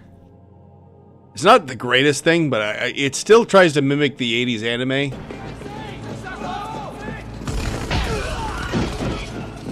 So this is the most of the enemies in the universe, and it's most of them. There is a per capita thing I will have going on, and all of the wolf people who are part of Kane's regiment will acknowledge that the fact that, like, yeah, I am the exception. Most of the people who are on my race need to be exterminated.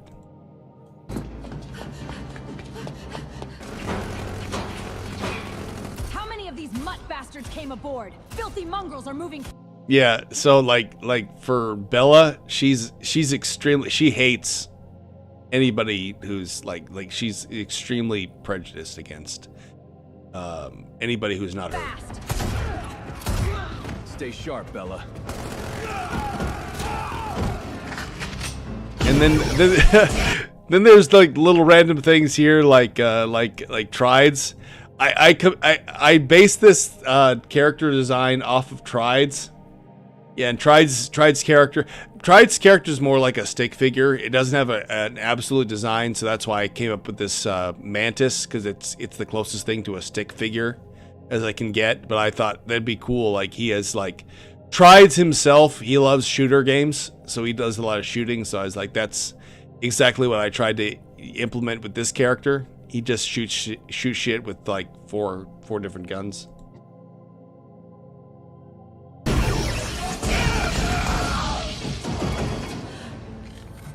Get to safety.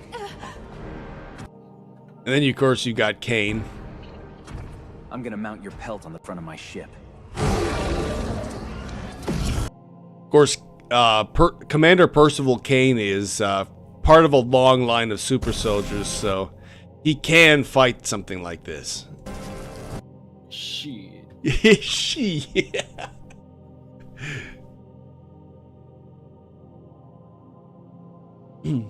Trides' character's cool. Wolves remind me of Yuzon Vong design wise.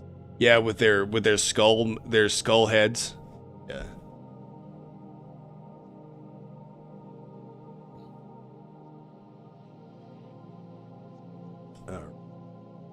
If anything else. Oh yeah. This one did this animation didn't turn out as well, but it was still pretty good.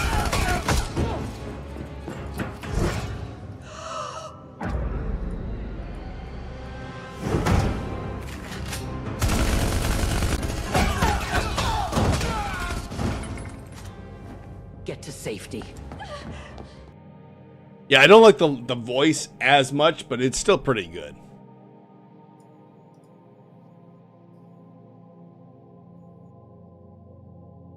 But yeah, the backstory for Tride's character is like, oh, my entire planet was destroyed.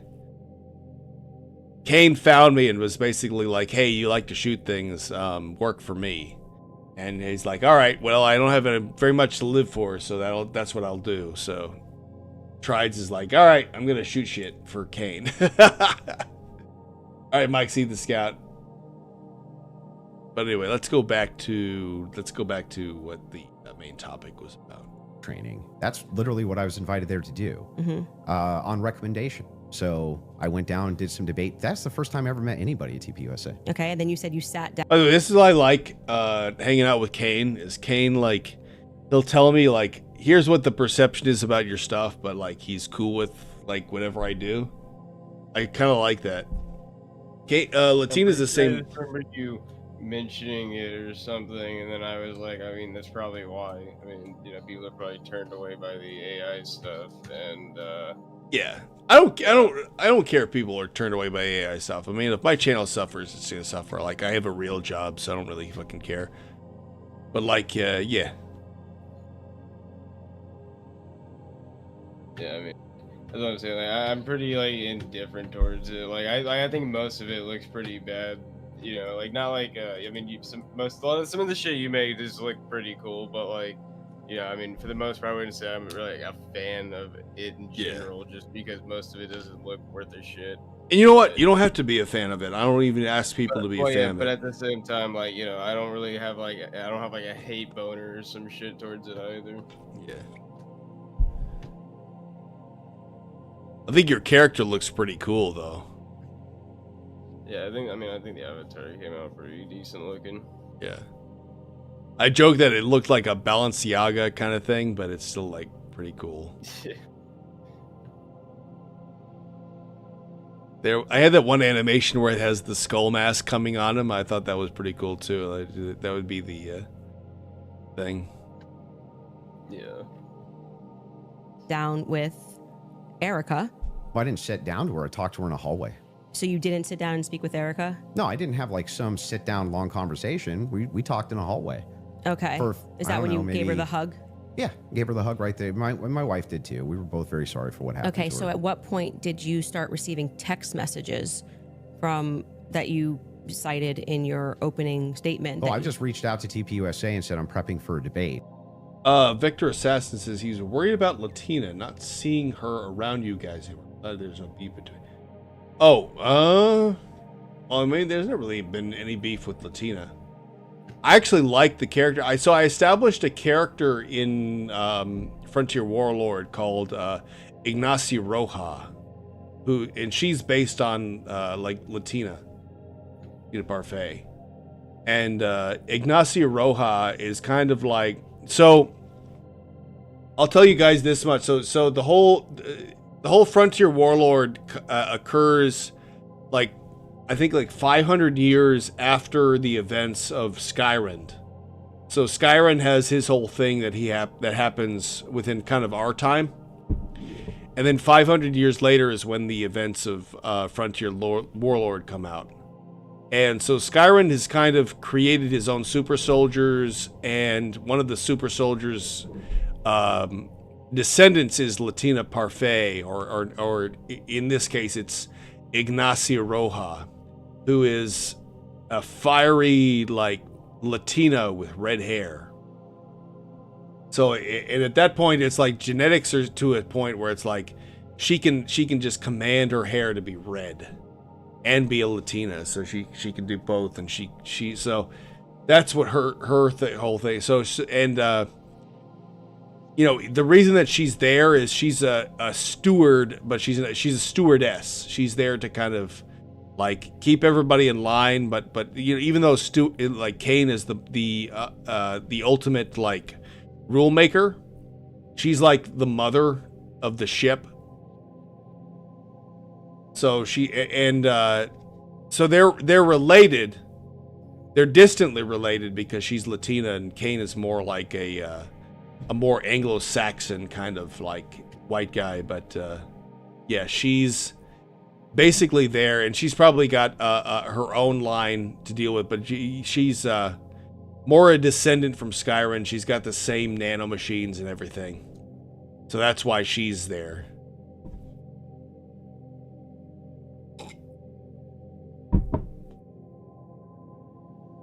She's not in the thick of battle, but she's still there to kind of keep the peace on the ship.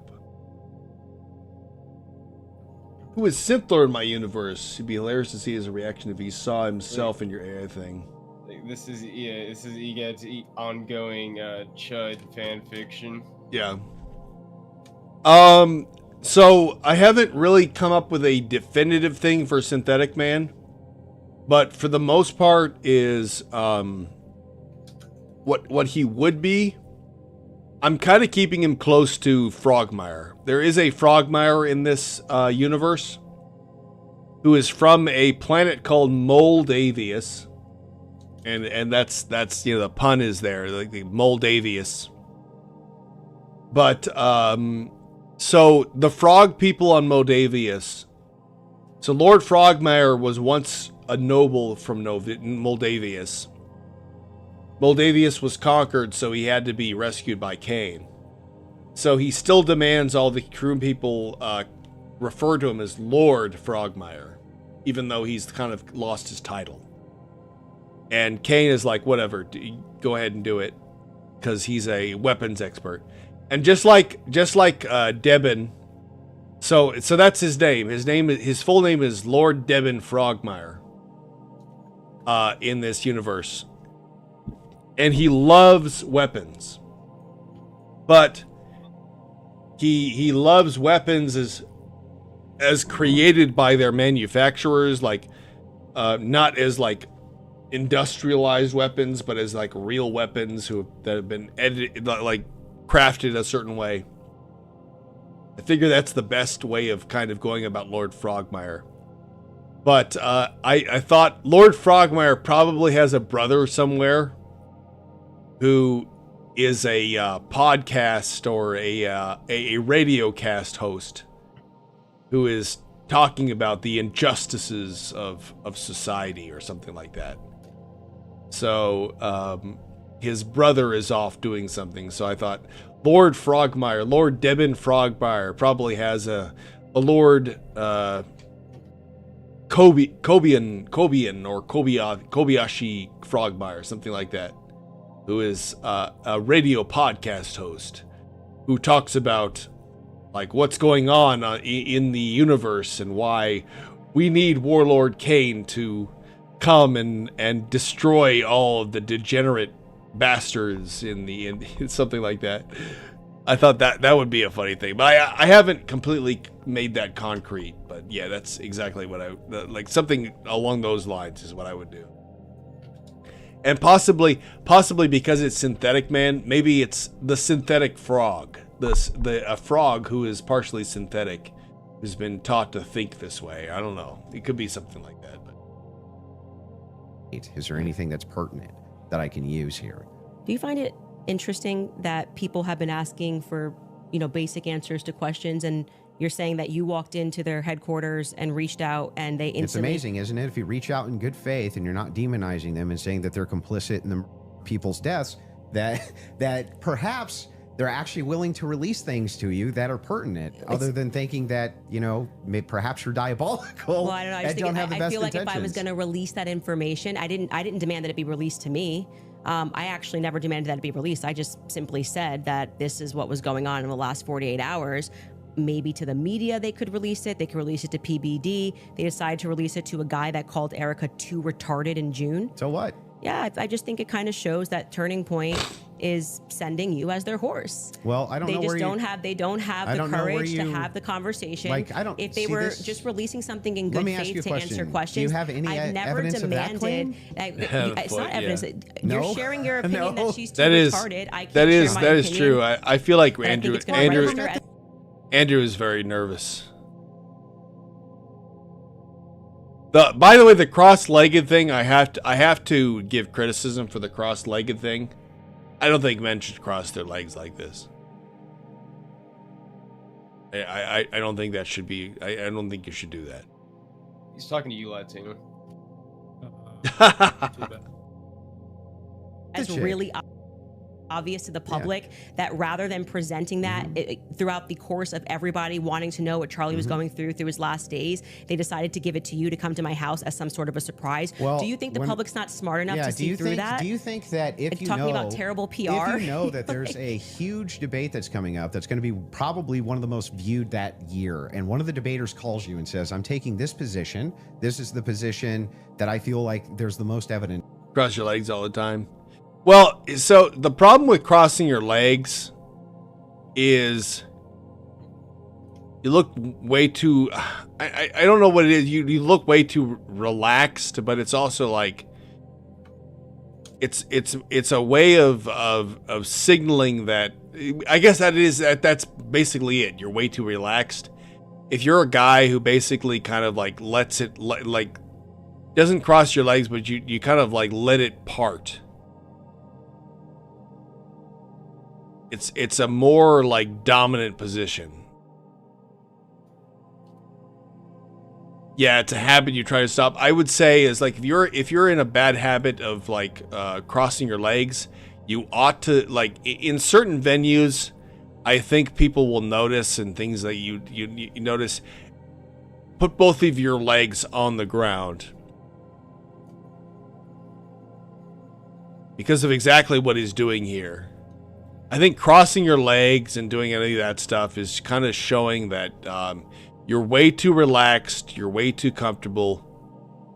Show more like you're ready to go to battle. I should say that's kind of the sense you're trying to getting is like show that like you're ready to fight.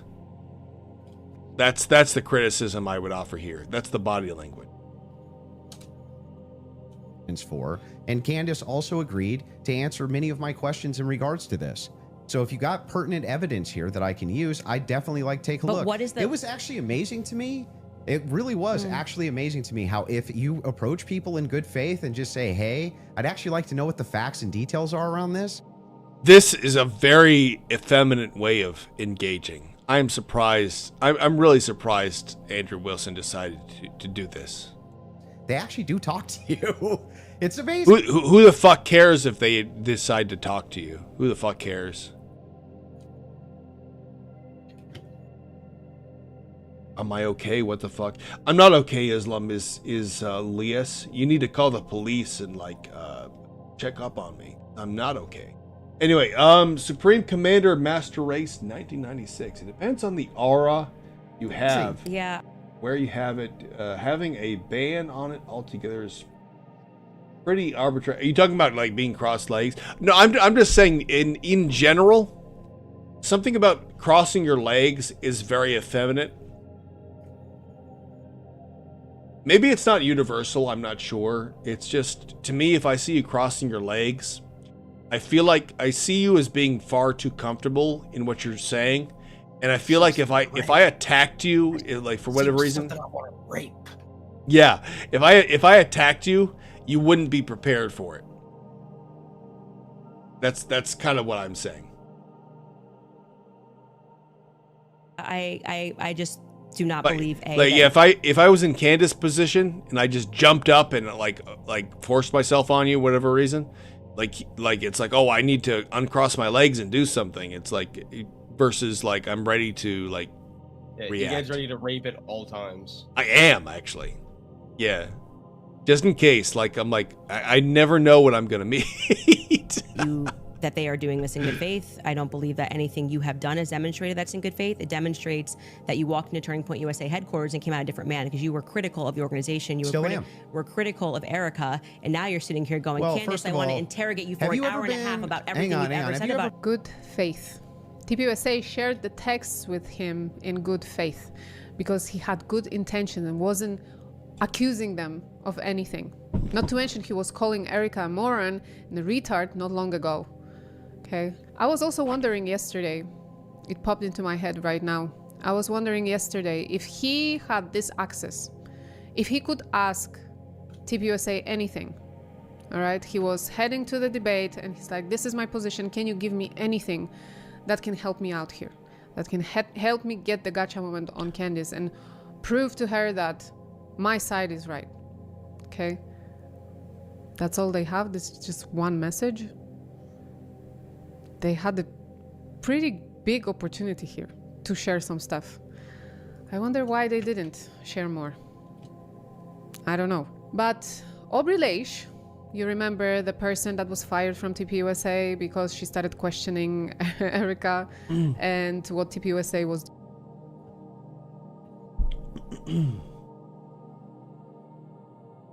Depends on the R you have, where you do it, having a ban on it altogether. Were you talking about that cross-legged stuff? doing after Charlie's unaliving, she posted a video on X in response to what Andrew said. I haven't had the opportunity to finish the Candace Owens and Andrew Wilson debate in its entirety yet, but I'm a little more than halfway through, and I just have to get something off my chest. It's bothering me so much right now about something that Andrew said, which is... By the way, guys, this might seem inconsequential because it's women and everything, but it's good to kind of get a reaction to why, like, women don't read things logically. So what you're getting here is not a logical read of the situation. Instead, it is a more of a consensus, like, emotional read of the situation. That's what you're going to get. Raised on Sigma male edits. Exactly, man. Like, you're smart, Islias. That's exactly. How did you know? I was raised on that. Exactly.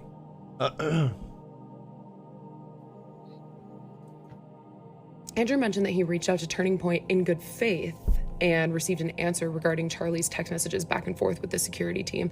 And he was saying, oh, just such a shocker how when you reach out in good faith, like, they might actually respond. Well, as the sole individual who was handling the press@tpusa.com email inbox for months on end prior to Charlie's assassination and after, there were a few other people who handled it too, but I had access to the entire thing after Charlie's assassination.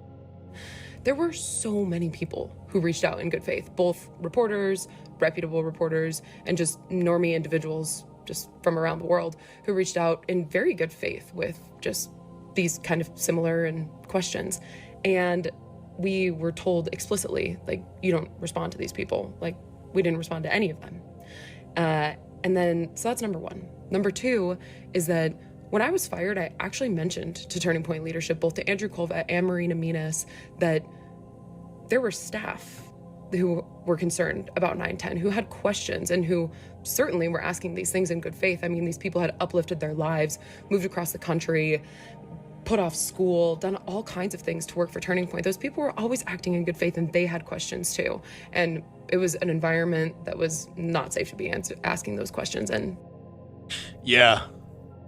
See, this is why I'm really disappointed in Andrew Wilson, is like, you can't just write all these people off, right? Because if you do, then people who probably are invested in your channel and your material might think, like, what are you doing, dude? And if you make a comment like it's all for content or whatever, even if you're doing it facetiously, it all looks really bad. All looks really badly. Certainly, I'm a product of that. So, just wanted to put that out there. I'm calling BS on. Look at the way he's sitting, not dominant at all. No, it's not dominant at all. It's hard to explain it, I guess, for someone who doesn't understand. But if you look too comfortable, if you're a man, you look too comfortable. Here's the way. If you've listened to Homath or even Pearl, and this is just from personal experience too. If you're a man and you look too comfortable, females see it as weakness and they want to put you to work. Immediately, they want to put you to work. That's the problem. So as a guy, you don't want to look like you're too comfortable, just in general, because then people actually do see it as weakness.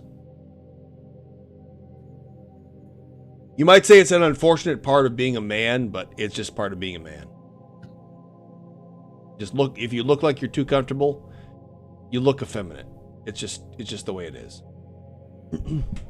I'm gonna use the bathroom real quick. I will be right back.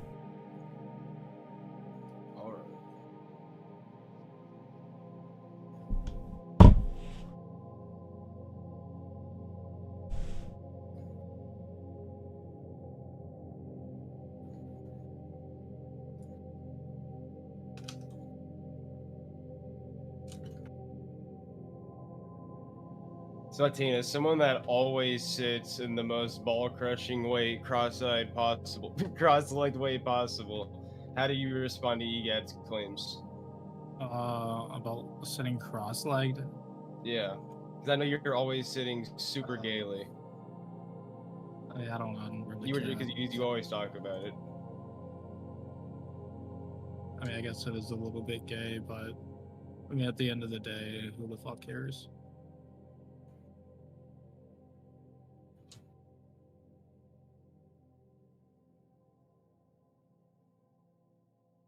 Also, I don't know what the fuck is argument about. Like, they're gonna attack you. It's like, You gotta like be what the fuck are ready you talking yeah. about? Like genuinely, I have no idea. It's like they're like a wild fucking animal. Like you're out in the fucking jungle. You get like a fucking gotta keep tiger's your gonna eyes like up. pounce on You you. gotta keep your eyes up for the fucking tigers, bro. The fucking Indian street tigers. Yeah, like I have no idea what the fuck he's talking about. You gotta be ready to defend yourself from rape at all times.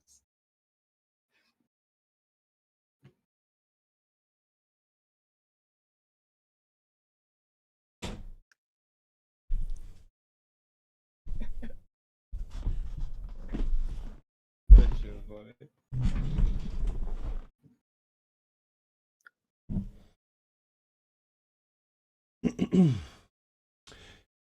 All right.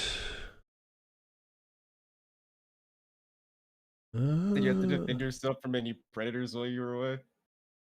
Yes, I did. Bunch of them.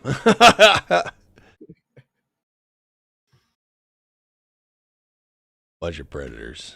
Speaking of cross-legged, though, Soycast sits on the toilet cross-legged. Soycast just is cross-legged. This is what I was saying. Like when Soycast left the server for as long as he did, Latino lost his punching bag. So Latino was like, "What do I do now?" now he's complete. All right. All right, I'm back. Fuck. Hey, Ambusher. Ambusher. I mean, sorry guys, Ambusher doesn't exist. It's actually me. Because I'm a chameleon and I can shapeshift into whoever I fucking want to. Because I'm like Loki from the Marvel Cinematic Universe. I am Poir Pudding 64 and Ambusher and basically anybody else who you want me to be. It is. You have to deal with it because I'm the Avatar, man. You're right with how women see it, but with men you don't have this problem. Most don't even pay attention. Yeah, this is the way the internet works. Is you need to look good as far as female perception goes. Like that's probably why like Kane's video did really well. The fact that Kane's video did really well is just a sign that Kane is like women are like secretly women hate Jews, and they saw Kane's video, and they're like, damn, like this guy is like just nonstop, like hammering on them. He is not unapologetic. So yeah, like, I wonder why the video did well. well, I mean, you got to think of like the demographics. Like, how much of them are women? I mean, probably not that many. Are you sure? I mean, like 98% of my subscribers are like banners or shit. The last time I checked, I mean, I can check it again in a minute. Are you sure? Hold on, I mean, I can do that right now. Hold on.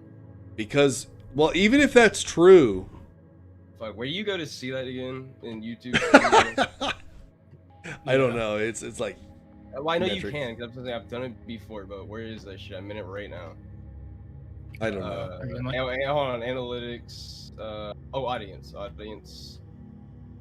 What if it's women who say they're men because they don't want to?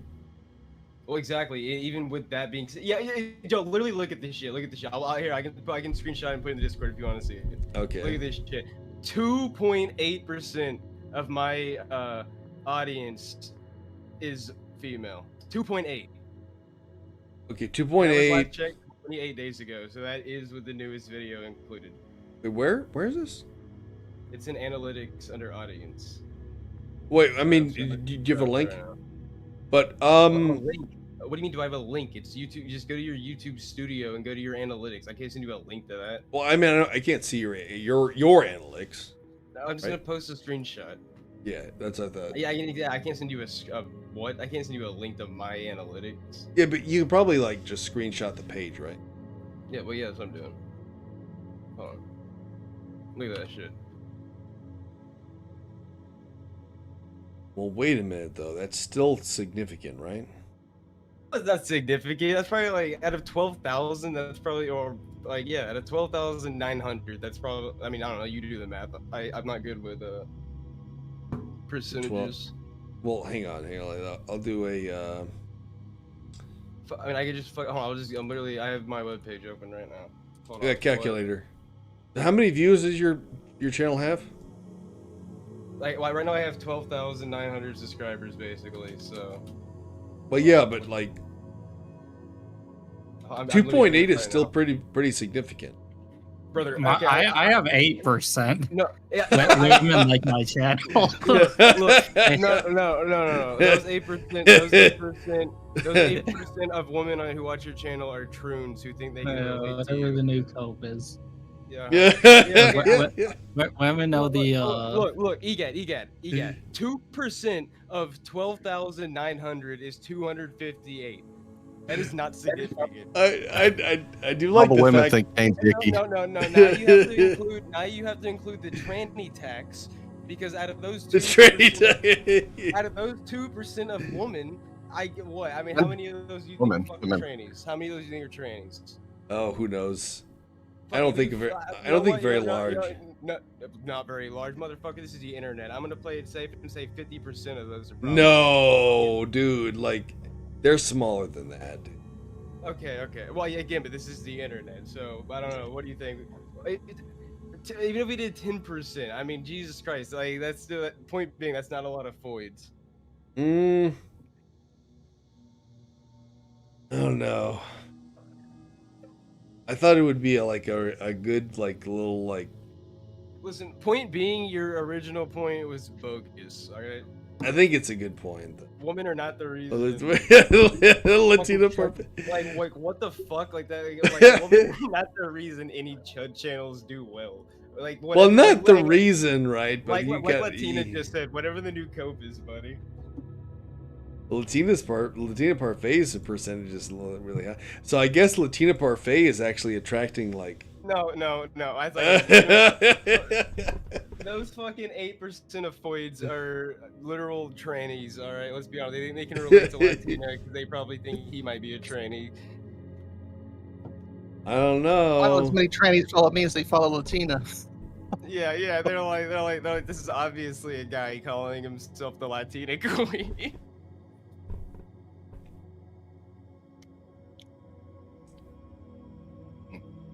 I think that's funny though that like Latina has a 5% ahead of the female representation.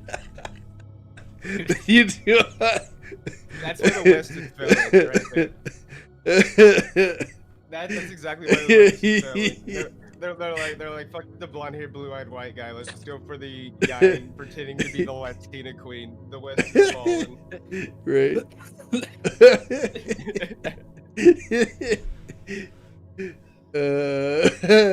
Okay. So anyway, back to what I was talking about. On this one for Andrew. So maybe it's not enough to reach out in good faith. TPUSA just didn't want to share anything, but why? Why Brian Harple didn't mention those text messages in his interviews? He sat down with Sean Ryan, with Gary from Paramount Tactical, and he never mentioned the message Charlie sent to... Making headway into the lesbian market. Is that what Latina's doing? Latina signals against black people, and it's only like lesbians are like, yeah, I hate black people. It has to be. Don Flood. Even though he had messages of Don Flood, messaging with the security guy, arranging things with the roof, you remember. So why he didn't mention this tiny little detail that the day before Charlie was afraid that Left was going to unalive him and he sent the message to Don Flood? It's weird. Very weird. Or why he didn't mention it in his lawsuit to Candace Owens. This message claiming he said Left was going to unalive him appeared as suddenly as the video from Aspen, and everything surrounding it feels off. Feels like it's staged. It feels again that to be fair, all of this feels like it's staged. Are doing a sloppy job of manufacturing something, and we are the bad guys because we don't buy it. That's what it feels like. I'm not stating it as a fact, but it's weird. Someone commented on Andrew's post. You had me as a fan, but this possibly ended that. And I believe I speak for many. Admit you got by the way, well guys, today. Had I an think agenda. the general message I should convey based on all this is be as sincere as you can. I think there's this like psyop that's going on where it's like if you're too serious, someone will make fun of you and then you'll react a certain way and they'll be like, hey man, don't take it so serious. And it's like, fuck off, you little femoid.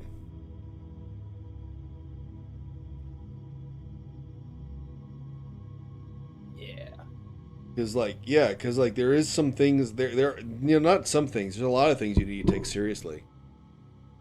People are like, hey, lighten up, like you're like, okay, go fuck off to your little Jew warlords and goyim.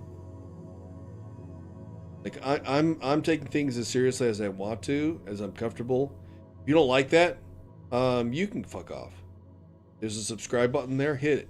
That's exactly my attitude toward these fuckers. Not in alignment with purely discerning the truth, and will return to a genuine truth-seeking mission, or risk the same fate you so gruesomely bestowed upon many prior adversaries, the annals of insignificance.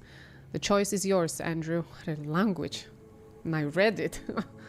Andrew disappointed the people that were rooting for him because his intentions weren't honest.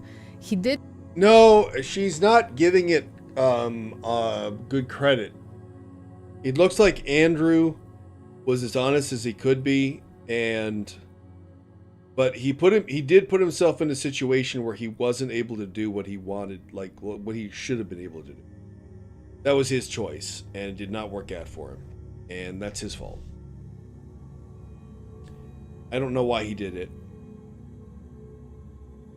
He says in his opening statement he talked about why he did it, but the optics didn't serve well with him. But to be fair, in I don't know how many years, I think people will realize this. I think there will be a time where people just kind of see like Candace Owens is just a fraud. And who knows if people will see if like, oh, Andrew was right the whole time. No with that. What is her accent? I don't know. She's very attractive. She is very attractive. Did not care enough about Charlie Kirk to get into the depths of the investigation. It's He did Slavic not care accent. about Eric.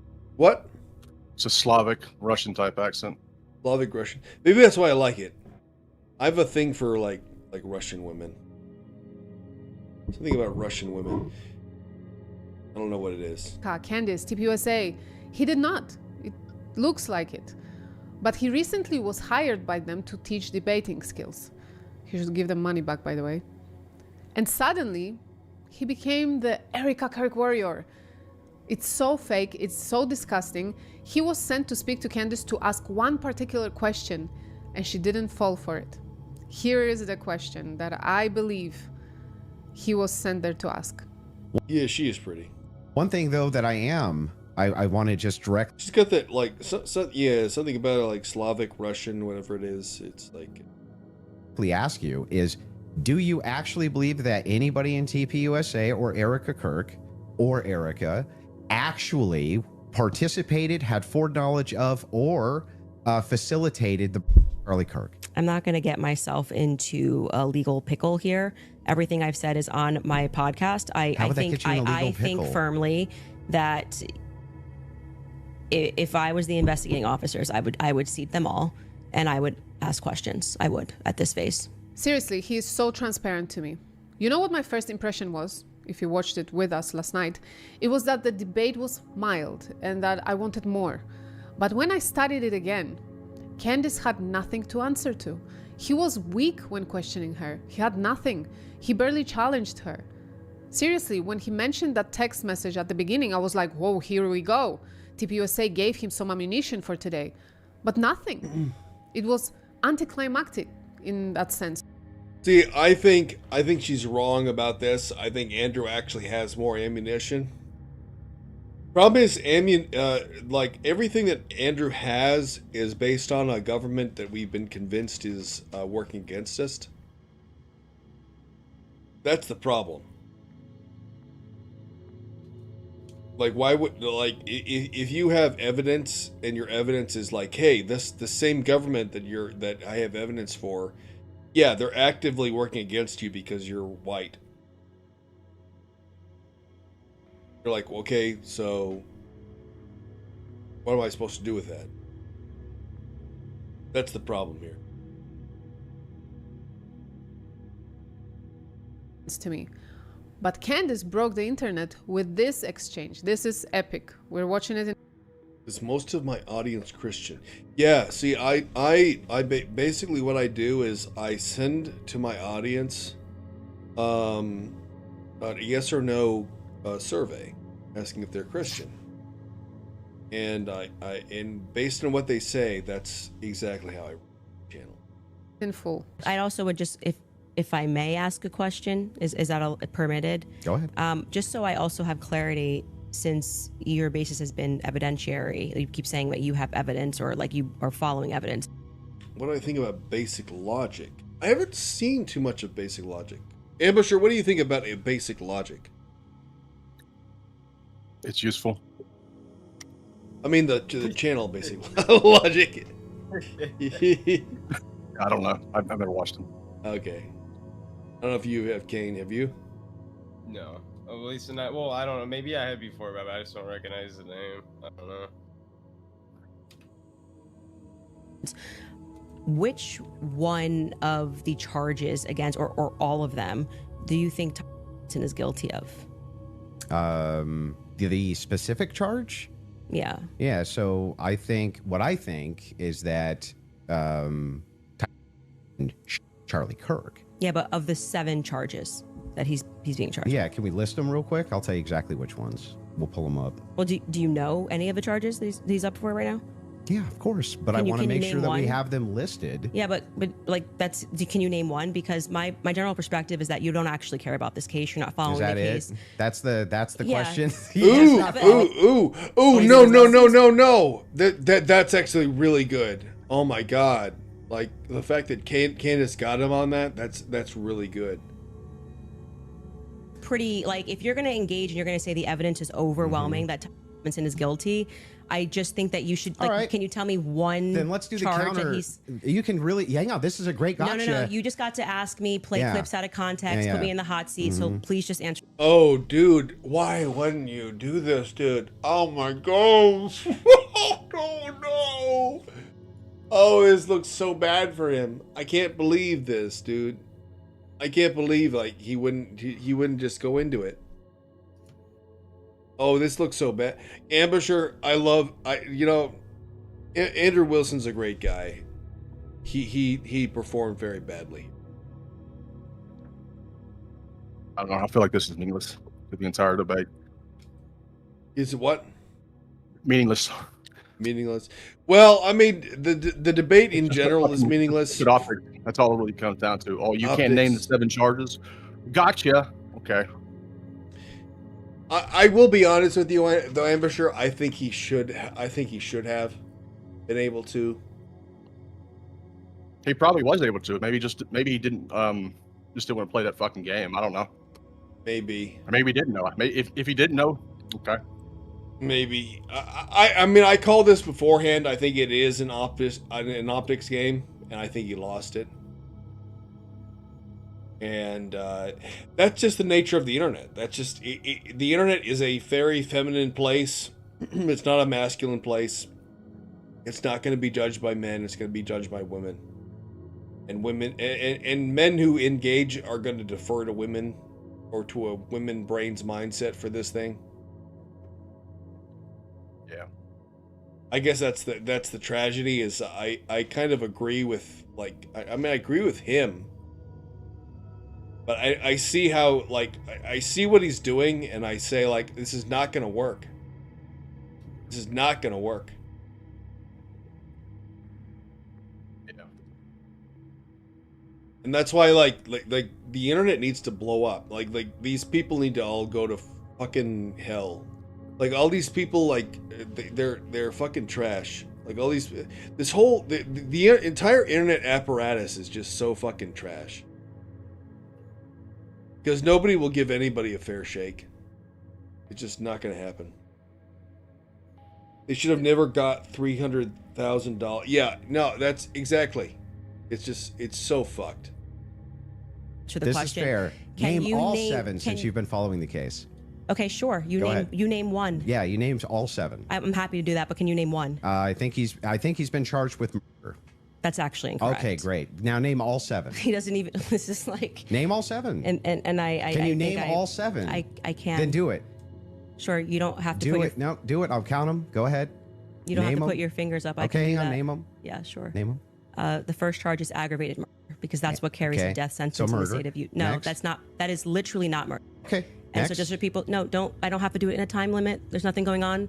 And just to explain to people the difference of why that really matters and shows that he doesn't actually care about this at all is because aggravated murder, it's narrowly defined, Just and because avoiding it the carries question. a death sentence. I'm not. I'm going to answer the question. Okay. She's not avoiding the I'm just question. going to recognize that your strategy. Oh God, dude, Andrew, dude, why? No, dude. Oh, this is bad. Of thinking that people are intimidated when you try to put a time constraint doesn't work, Yeah. and you'll be better the next time you debate I got someone. it. I got it. Give me the other ones. The more you cut me off, the longer I'll take. Do you want to just wait for me to finish of why that's a big difference so that No, people I just don't walk want you away? to list the charges. Yeah, I'm gonna do that. You just don't get to pretend that there's a time constraint for me to do that. Well, how long does it take you to list 7 charges? Because I'm speaking. You just got to. It sounds like you're just delaying it because you don't know them. I know all 7 of them, Then and I'm tell gonna me say them. again. Why would you wouldn't hammer on this? This is bad. This is so bad. And because you're going to get embarrassed, you don't have to rush this. I'm also showing an example of a very flawed debate strategy. I Okay, actually well, am I under got no one. time constraint. I got one. Great. The second charge is the felony discharge of a weapon. The next 2 charges are for obstruction of justice. Okay. The next 2 charges are for witness tampering. And the What's final the specific charges, though? that is them: obstruction of justice, Both of obstruction those? of justice, witness tampering, witness tampering. Okay, and there's no other specifics to them. Well, I can tell you why he's being No, charged no, with no. it. Just the charges, and then 7. Yeah, see, the bad thing is when you try to be an a-hole and it doesn't work. What's the 7th? The last charge is That's true. in front of a That minor. that is true, by the way. That is true. Oh, Andrew screwed himself so badly here. And he's fucking right, by the way. He's fucking right. But he screwed himself so badly because remember, the internet is a female space, guys. You got to remember, the internet is a female space. And I guess for a second here, Andrew forgot that, or he didn't really realize that. But Candace is fully aware of that, so that's why she won this debate, even though she's wrong. It's because it was never about it was about how you appear. He's just walking right. Okay, got it. So then he's being charged with murder. You just say aggravated murder. That's the distinction. You just want to. It's a massive. It's Got like it. you cannot Massive. say murder versus aggravated Massive murder. distinction. This gets to the entire crux of why him being up for the death sentence, and I actually find the defense's filing about why this is not aggravated to be. Not knowing the difference at this point, being in this debate in front of Candace Owens and not knowing the difference between murder and aggravated murder, that's just let's just. I cannot. I bet feel you so didn't embarrassed know for him. What? I bet you this woman talking doesn't even know the difference before this debate. She probably doesn't. She's probably. She doesn't. She's a fucking liar. I mean, it's just how this shit goes. But does Andrew? I mean, it sure looks stupid, but it's just it's completely tangential. It still begs the question, though: does Andrew know? Yeah, that's fair to ask. That's the thing. That's the thing, Ambusher. That's the thing I know. As I say, I'd agree with Andrew. Just logically. But the internet is not our space. The internet is a female space. Females don't respond to logic and reason. They respond to consensus and reason, or not consensus and emotion. That's exactly what Candace used, and that's why she won. And it has nothing to do, and that's why the fucking right wing needs to fucking burn in fire and fucking hell, like, dude, like, because like this is exactly what they're dealing with. The right wing has fucking femoids running the show. People like this woman here. But she's just probably small time. It's more just like in general, like Fox News, like Megyn Kelly types. Yeah. And Andrew's not addressing that. That's the problem. Yeah, women love this shit because they thrive on drama. Well, women thrive on drama like this stuff because it makes them feel like they have meaning in life.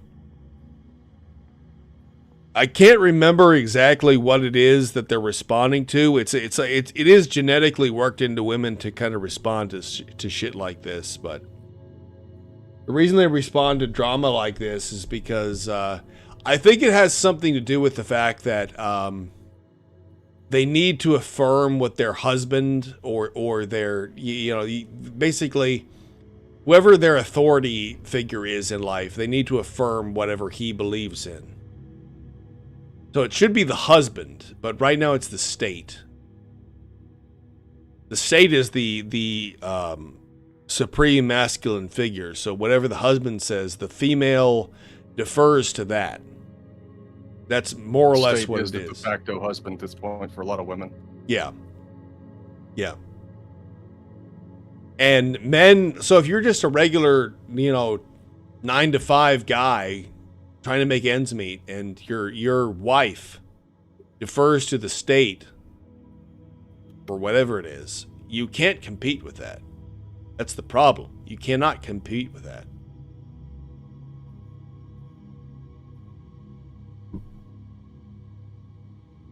That's why you have 50% divorce rate. You cannot compete with that. It makes me physically sick. I almost feel sorry for him because this will go down in history as the most embarrassing moment in a debate ever. What? Yeah, well, she's being performative, of course. I know. I'm physically sick because he didn't know the difference. Supposedly didn't know the difference between aggravated murder and murder, even though I don't know it myself. Yeah, so I bet, she's doing a bit. She's obviously doing a bit. Her channel, whatever it is. She's got 135K subscribers, so she's obviously doing a bit. This is why I fucking hate YouTube. Because the system rewards shit like this. Ever. And I'm going to play because he paid for. Like I told you beforehand. Like someone on YouTube was like, "Hey, don't do whatever you're doing." Like someone said, "Don't do your AI shit." Well, when I see shit like this, I'm like, "Fuck you! I'm gonna do whatever I want to do with my channel. I don't care if I lose subscribers. I don't care what the fuck I'm doing, because you're looking at bullshit." So if you're so keen to look at bullshit and you're like, "Hey, I want to look at more bullshit," your channel isn't catering to my needs. I'm like, "Okay, go ahead and unsubscribe and look at more bullshit." The whole thing needs to collapse and like fall apart. I don't give a fuck what you want my channel to produce. You make a channel. You make your own channel for what you want to make it for, and then when people subscribe to you, they think they can claim like ownership over you and how they want you to run your own channel. It's really fucking bizarre. Some people do that. It's like, okay, you don't like this content, why did you subscribe then?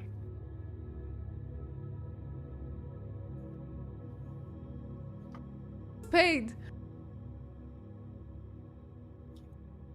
to be humiliated. $300,000, guys. He paid to be humiliated by a woman, and he thinks all women are retarded. So I don't know. And I'm going to play. Whoa! He thinks all women are retarded. What the fuck? What a bigot! Whoa, that's not true. That you should have been fair. I'm probably gonna stop the video there. There's 5 minutes left. I'm not gonna subscribe to you. Fuck you. You look attractive. That's probably what's going to get a lot of people to your channel. But like you just gave a really bad shake for Andrew. Oh, all right, guys.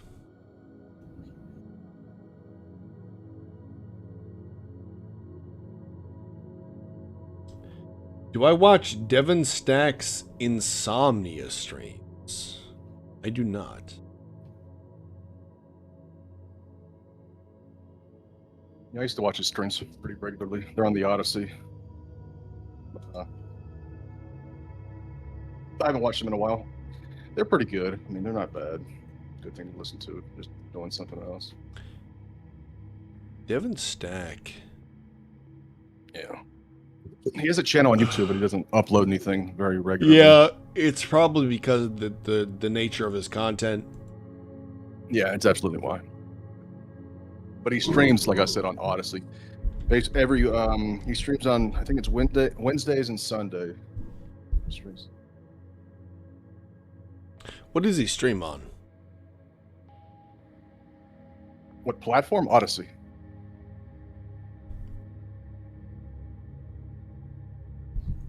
He might be live right now, actually.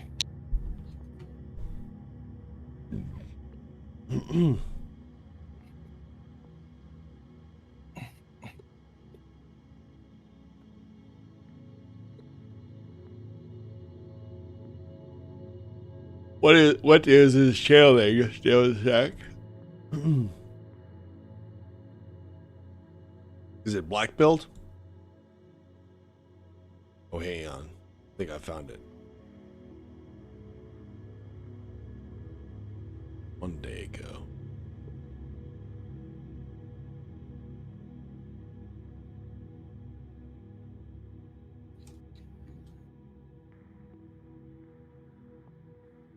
I don't know. Let's see this.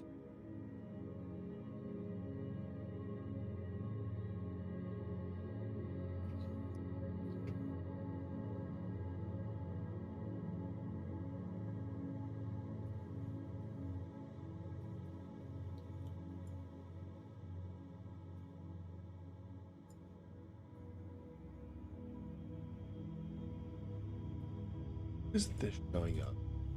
Oh, it's because it's. Let's try. There we go. Tonight that Brooke Shields was a victim of Hollywood in the 70s, which is before my time, but that it was done in plain sight. Now, what I'm about to show you is shocking. Even though these images exist on the internet and have been published and displayed publicly, I think you will agree there is something terribly wrong with them. And why do I say this? Well, because these are photos that photographer Gary Gross took of Brooke Shields when she was 10 years old. That's right, nude photographs of Brooke Shields when she was 10 years old were featured in Playboy. They weren't even hiding it. Somehow, they got away with publishing child porn back in the 70s by calling it art. Now, these are not what I would call artistic photographs. In fact, just to make this video, I had to use censored versions so that I wouldn't feel like police were going to kick down my door at any second. But even with these censored versions, I think 1975 exactly what we're dealing with. Ambusher. What does that look like to you? They used Brooke Shields. This Shields might be the kind of art that naked. John and Tony Podesta might be into, but it's she was clearly 10 years done old to sexualize a child, and the fact that they were published in Playboy kind of confirms that. Now, what's more disturbing is that 2 years after these photos were published, Brooke Shields was cast in a film called Pretty Baby. So this is when she's 12 years old. In this film, when she is 12 years old, she is also shown nude in a Hollywood film. 1978. And this movie is clearly sexual in nature as well. You cannot call this art. This was Hollywood's attempt to normalize pedophilia way back in the 70s and 80s. This is right around the same time that Roman Polanski was raping 13-year-old girls. The same Roman Polanski that got a standing ovation from many of today's Hollywood elite. Wow. Wow. Yeah, you'll never forget. I'll never forget that. I've seen that first video where they stood up and cheered for him after he when he was convicted in absentia. And he's been on the run for like 4 decades. Was a victim of Hollywood.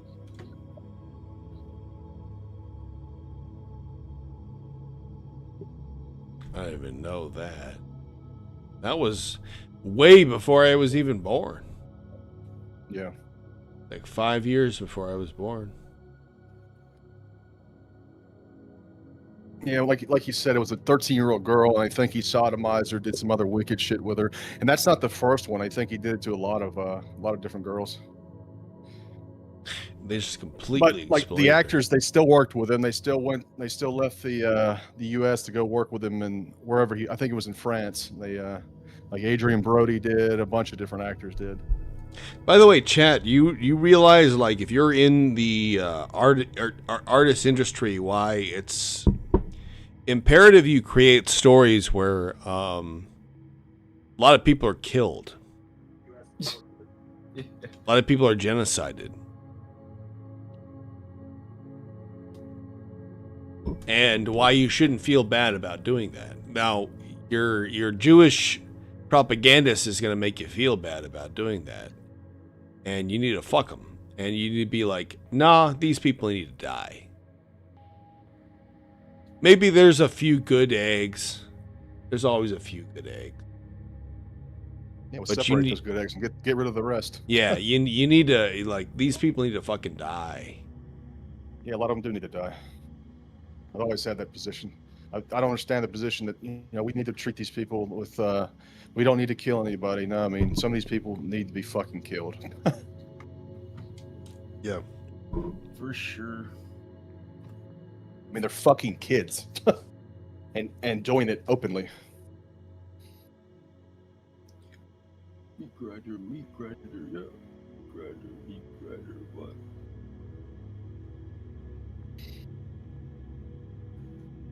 Yeah, all while calling you guys the monster and the racist and the bigot. Yeah. Pointing it out.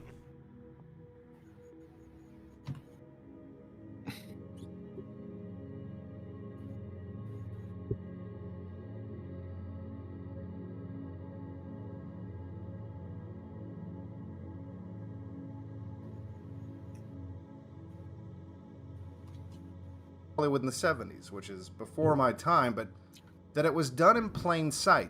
Now, what I'm about to show you is shocking, even though these images exist.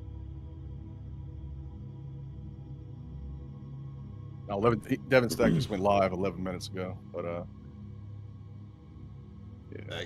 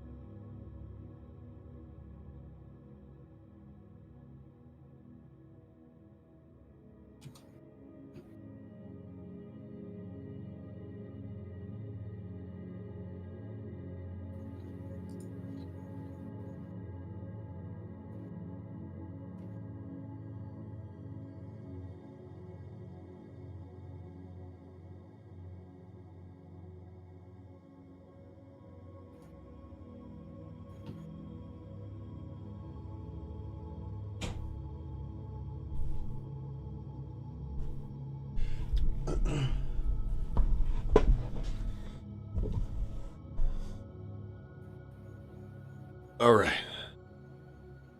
Sorry, actually, Ambusher, I actually have to throw up. I don't know. Heavy drinking. Maybe, or maybe he was induced by that. I all of a sudden after I watched that video, I had to throw up.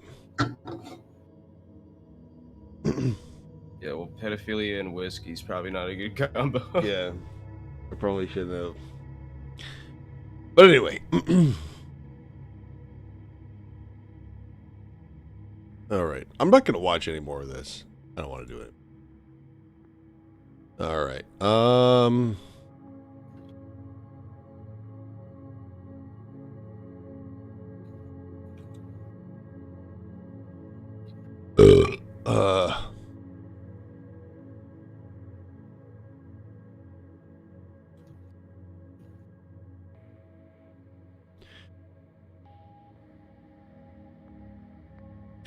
I was going to play a little bit of Space Marine. I think I'll play a mission or two.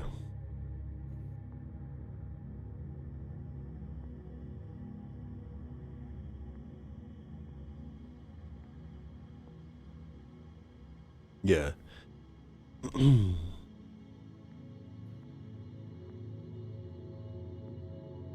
So it's probably not a good idea to mix. What? Yeah, cancel that. Yeah.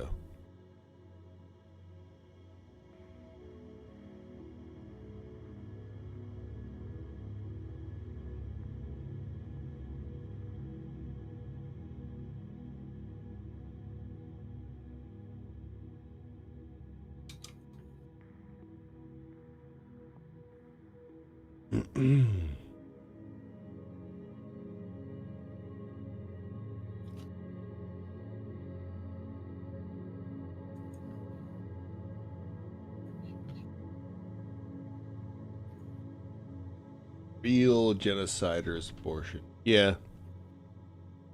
Everybody's been convinced that it's okay. They haven't experienced the actual, well, the actual procedure and everything.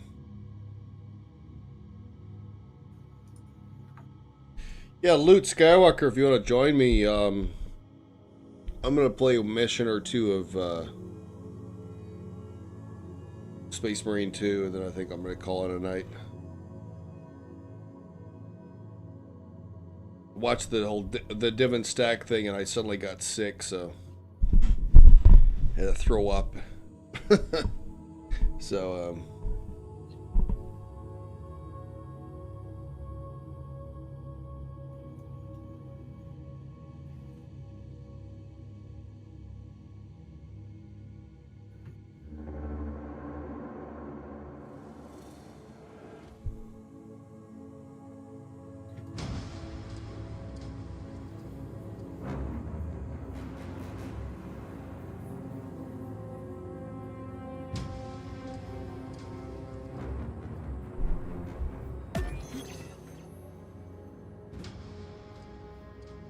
I'll join you.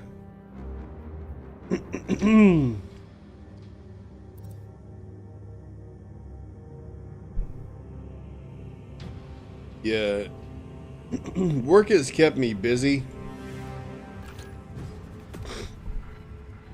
for most nights, guys. Haven't had time to like do streams and stuff. Probably won't for the next week or two. Because of a lot of like job related stuff.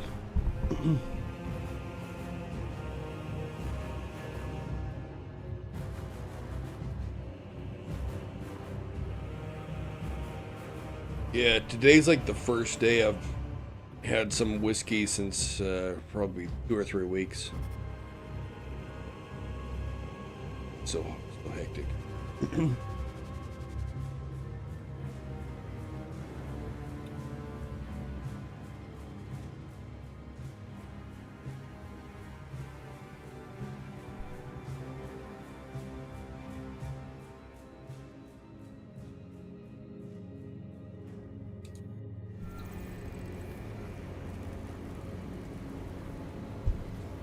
How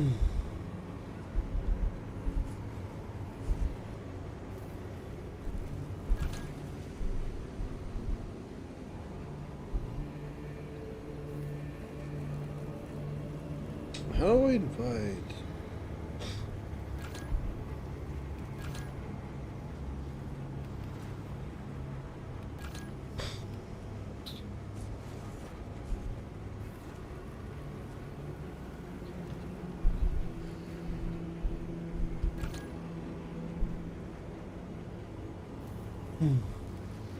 There we go.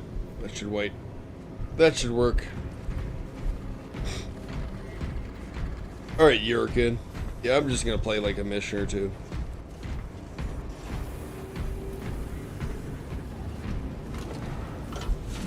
Call it a night.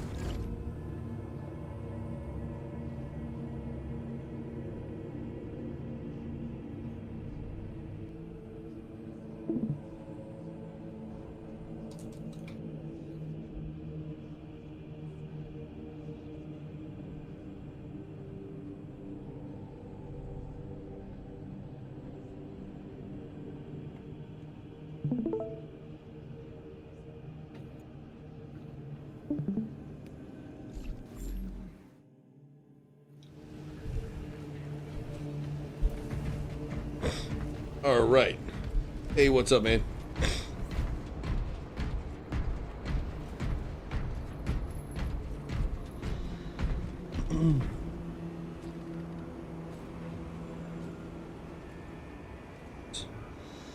Probably get them in a separate chat. Here we go.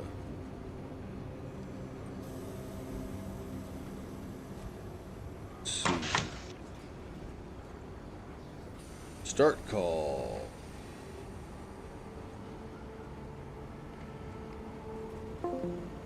What's up? Oh, I gotta turn off game shit. Alright, there you go. Yeah, hold on, let me turn off game shit.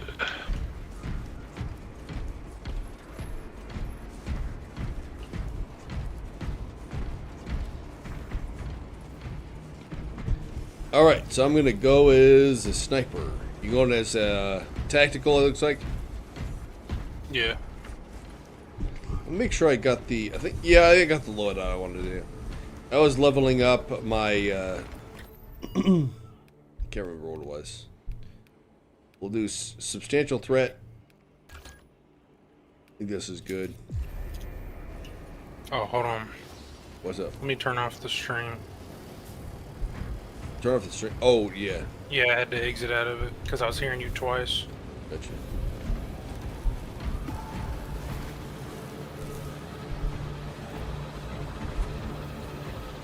So if we do this, hang on. If we do... Oh wait, so we're about to enter. I'm gonna say if we can do the handshake, but we left the... That's unfortunate.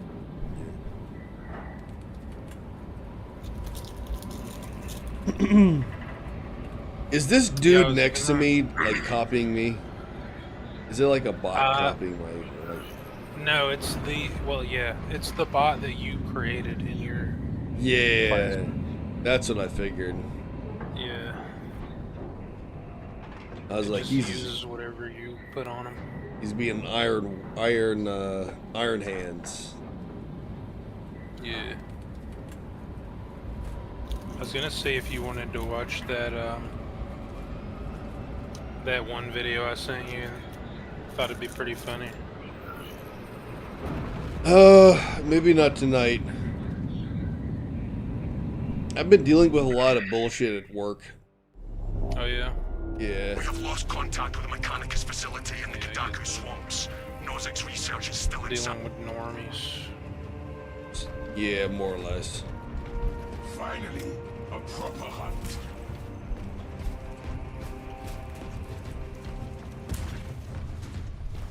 It's really annoying when people just do stupid shit and they don't even realize they're doing something stupid. They just think it's just like, no, that's retarded. Why are you doing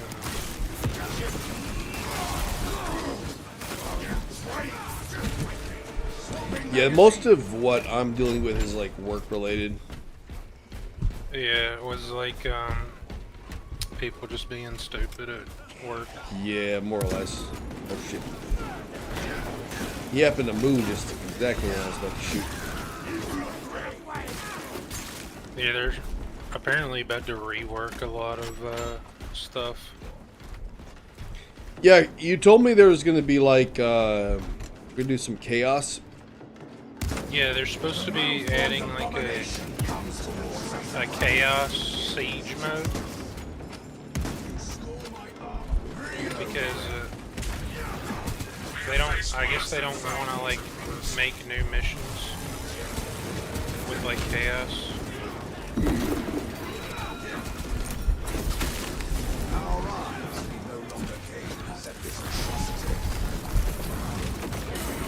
Oh, he still hit me. But people were complaining because they don't want to like play in PvP just to play as their Chaos Marine. Some chaos are cool. If they add like I guess some kind of story element to it, that might work. Yeah. Well, the thing is, like, you can play as different chaos chapters, and they don't all get along with each other, so it doesn't really make sense for them to be working together. Like, there's one chaos chapter that they don't even really follow the chaos guides, they just kind of do their own thing and just kill everything. I forget what they're called. It's probably the Alpha Legion. But I think there's other chaos. Yeah, there's different chaos that follow their own ethics. Yeah.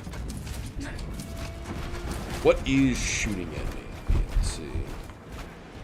I think you got, it's the corrupted water. Yeah, there was something else shooting at me though. Oh. This thing is all right.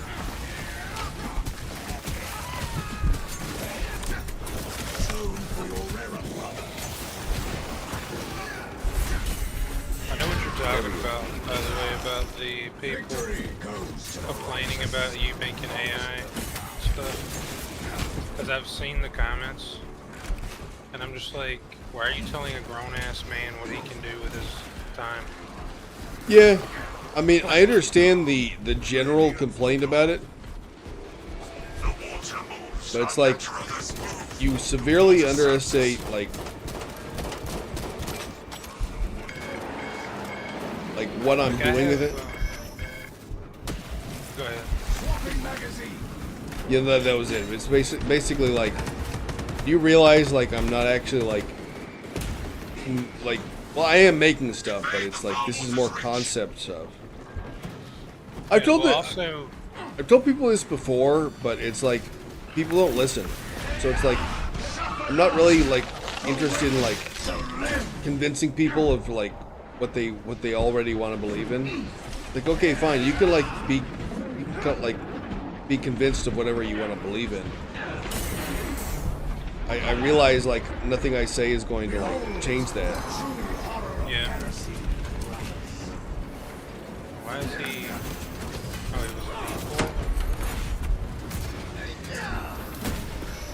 Is this the glory Magnus promised you? But yeah, I mean, I always got the idea that you were doing it. YouTube was just kind of like an interest that you did in your free time. Yeah. Well, most of YouTube right now is like slop. The only way you can actually continue a channel is to like feed into that. I've never really been interested in that, so it's like, fuck them. So for anybody who is like, hey, you need to do exactly what I want you to do with your channel, I'm like, no, fuck you. Like you like for a lot of people who engage with my channel, even people I was close to, don't realize like I'm basically telling you like you're not supposed to be engaging with social media this way. This is wrong. And they're like, yeah, I enjoy your content. Anyway, can you be like more like the stuff that is not like that? And I'm like, so you don't understand. Now, let us visit death upon our enemies.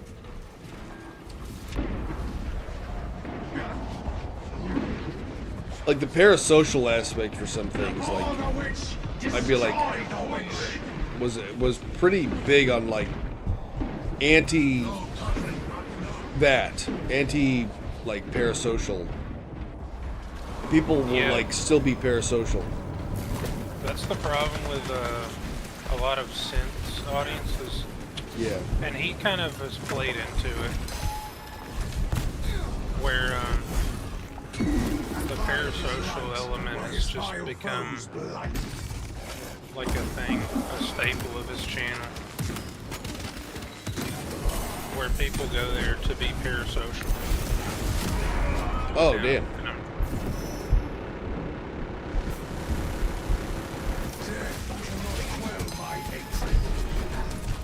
It's like, you do realize that he's never gonna even talk to you IRL, or even meet you IRL, so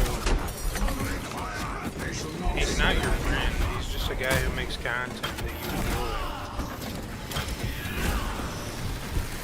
And that was something I had to learn when I was younger, because there were guys I would get into their content, and then I messaged them on like a game or something, and then I got mad when they didn't respond back,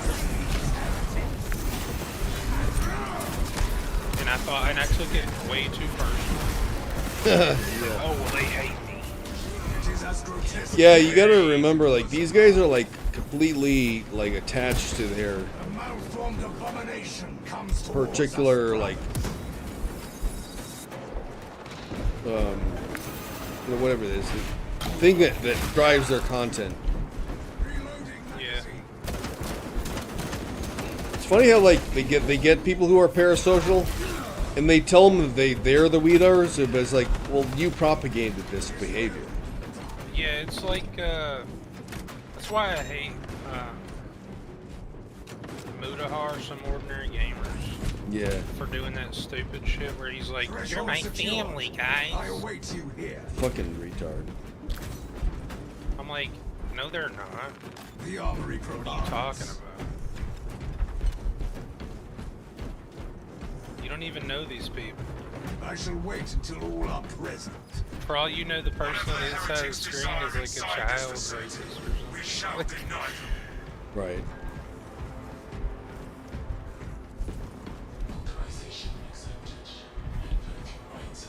Like, I remember I'd get in arguments with people about stupid shit online, and they would get so mad and like start getting personal, and I'm like, dude, you realize this is the internet, right? Replacing holy orders.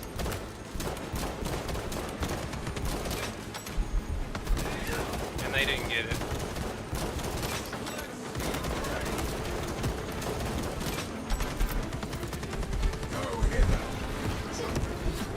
It's like game sense,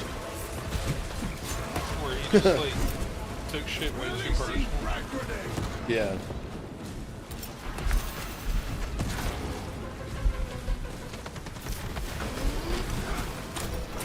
Like, we'd all be laughing. That's the thing, we'd all be laughing, and then he's just like, stop laughing at me! Yeah.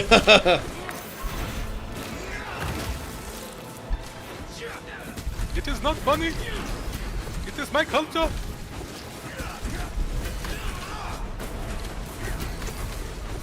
I'm like, why are you yelling? Why are you getting mad, dude? Like, and the funny thing is, he would shit on white people too. He'd come in here and Yeah, shit you on would. white people.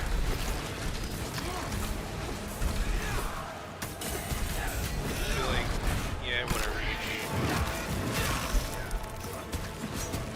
Just No, casually you killing just this. get, like, mad as hell.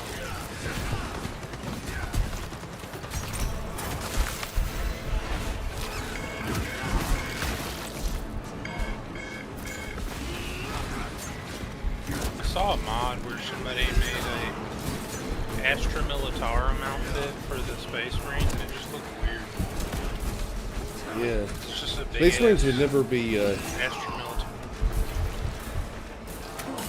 They never dress like the Space Marines, or not the Space Marines, Imperial Guard. Well, the early conception of the Space Marines kind of did a little bit, but like the ones that the Emperor ended up killing and scrapping because they went psycho.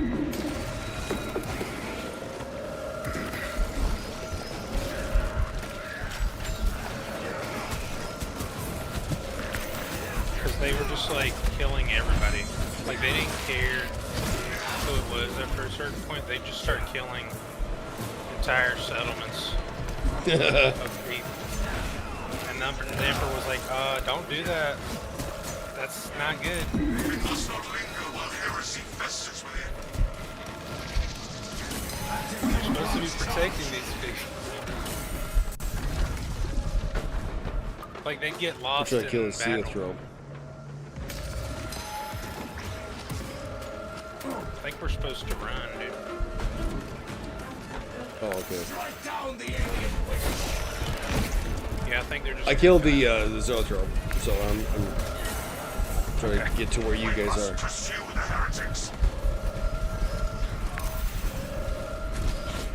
Yeah, I realized they were infinite after a minute. Why did it not stun you? The mark of the arch enemy befouls this place. I realized at the last minute, and I was like, I'm gonna kill those Zothro. Yet no fallen defenders. Viridian, I have received your Auspex readings. Your new orders are to advance to the Archmago's data vault and purge any remaining data, sealed or otherwise. The traitors cannot recover even a fragment. Deny the Thousand Sons everything. We will see it done, Captain. I remember there was something I was going to talk to you about, but I can't remember. Yeah. Memory's gotten pretty bad. But I don't remember, like, it's funny, it's like, since I work retail, I don't remember a whole lot of stuff. Like, sometimes I think about stuff and I'll actually, this is why I like AI, because, like, I forget what I want to talk about, so I go to Grok and I just, like, record shit. Yeah. And Grok puts it down, so I'll look at Grok and I'm like, oh yeah, I was thinking about this shit. And that's how I usually come up with a script for a video or something. Well, people used to do that years ago. They used to like document their thoughts down so that they could come back later. That's what I hate about like people who like are like, are you using AI to make your videos? It's like, fuck you, dude. Like, you don't know what I'm doing. It's like, yeah, maybe I'll take something down and I'll be like, hey, Grok, remember this. Yeah. Well, also, you're kind of just like bringing what's in your head to life. Yeah.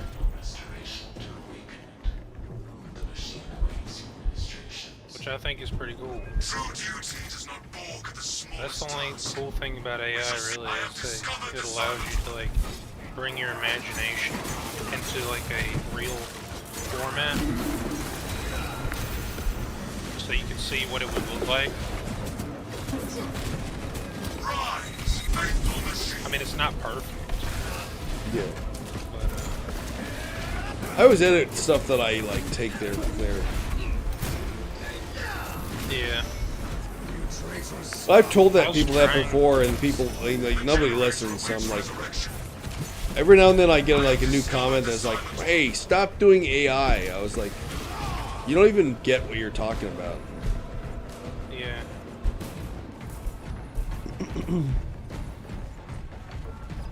I don't know why they don't. If they don't really like it, they can just turn off notifications. Honestly. Yeah, that's what I said. On the channel. I said to something recently. It was like, "Hey, stop doing AI. It's pathetic." And I was like, "All right, just unsubscribe, dude. It's not hard." You don't like what I produce? Fine. Go get your sloth Belser. I hate these delayed attacks. Which ones? The delayed attacks on the big guys. Oh, I hate the ones with the chaos spawn, the one that have like tentacles for heads. Yeah, those ones I hate more than anything else. Looks like we got an extremist guy who spawned somewhere.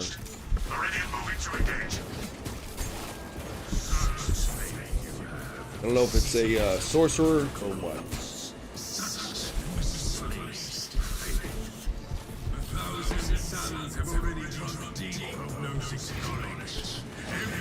It's sorcerer, yeah, it was a sorcerer.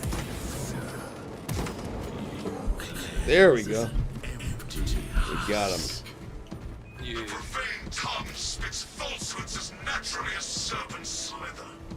Falsehoods pour forth like bile. We shall cauterize the source.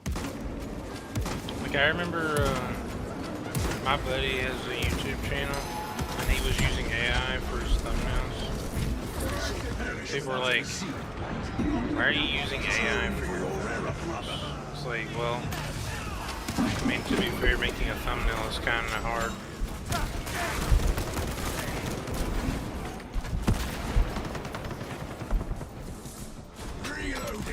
Yeah, if you can just make it, it's more of the standards. This is the really problem with YouTube is people who assume like YouTube is high standard. It's like it's not, and part of that is your fault. Like you as a viewer, that's your fault.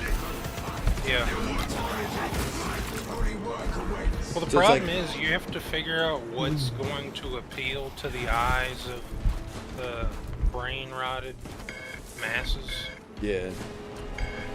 It's really And it's impossible like- to do. Like, at Yeah. least keep your standards straight. Blockage is no more.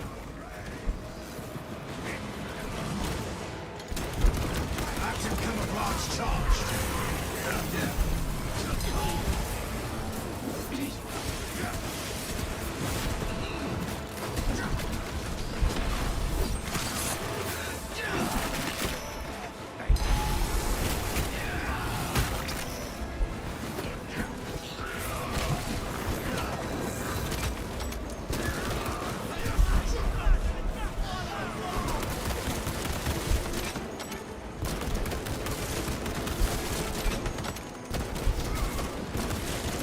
Like, it used to be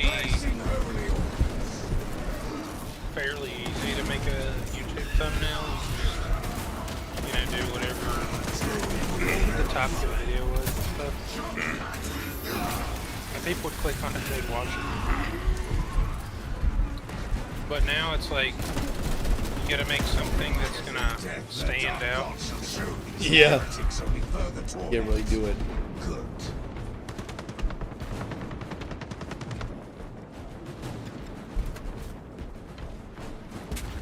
The arch enemy's ritual defiles all it touches. Stay focused. We will end this together.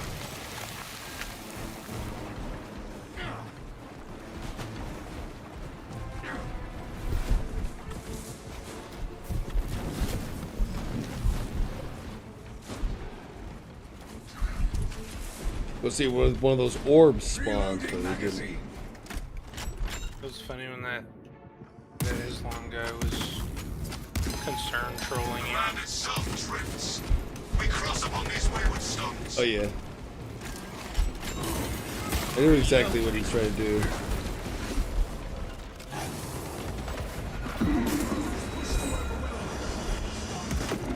I mean, to be fair, you've been drinking, so. Yeah, a little bit.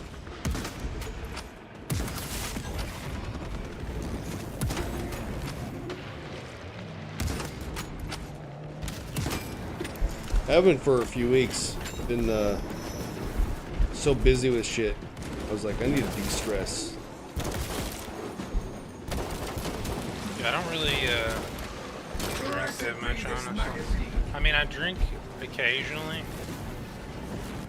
Yeah, I hadn't for like a few weeks.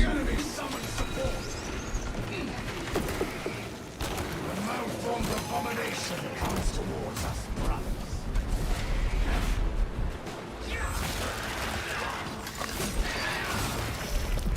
Even their champions. Just like predicting shit. Familiar line engaged.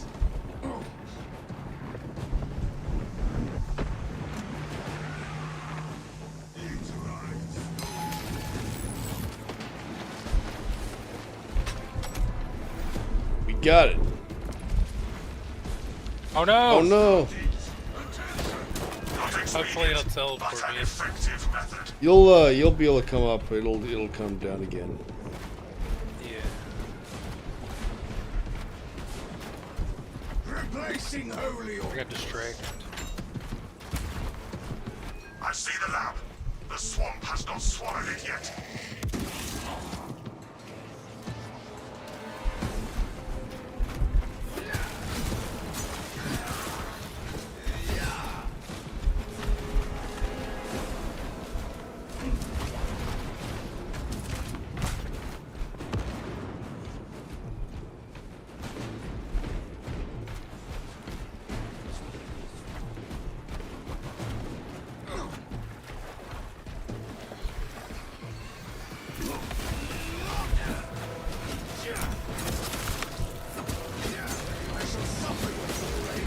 So suffer not, for which to live.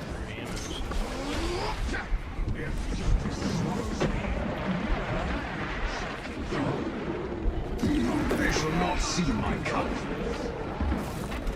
Another alien falls to the Imperium's team blamed. We must use the island, brothers. The island. The Imperium has spoken. We got it.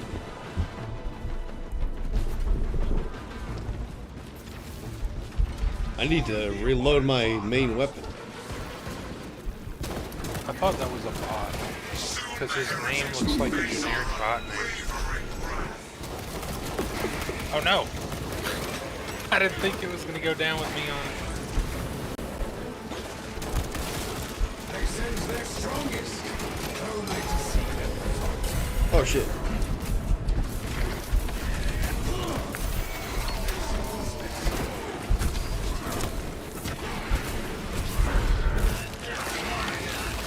Gosh, that guy's destroying me.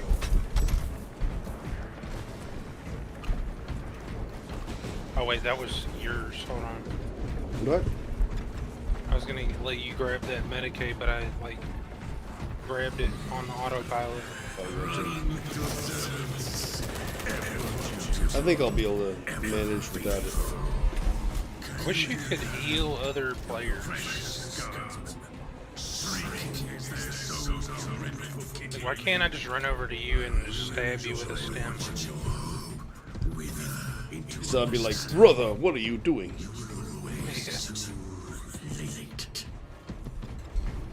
I should be fine. I'll try to keep care.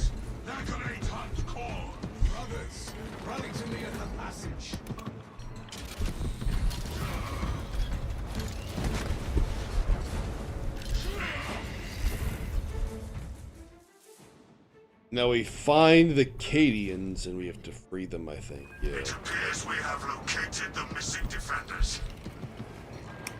Brothers, we put an end to this together. There's no way we can destroy those here. They've made it sure. What is it to be a space marine? Also, after watching What is it to be death? clips from the new King of the Hill, Megan Rock'n'Roller has terrible taste. Well, you know, I like Mega Rock'n'Roller's like takes on like he played the new Wild Blue Yonder game and kind of confirmed to me like, yeah, it's not even like good. It's just like soulless slop trying to. Like, I don't have anything against him. I like his content. But oh shit. yeah, after, oh my gosh. Him and his buddy were like gassing up that new King of the Hill.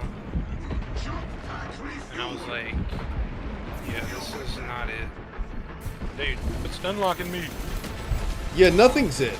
That's the problem is, like, nothing's it. Yeah.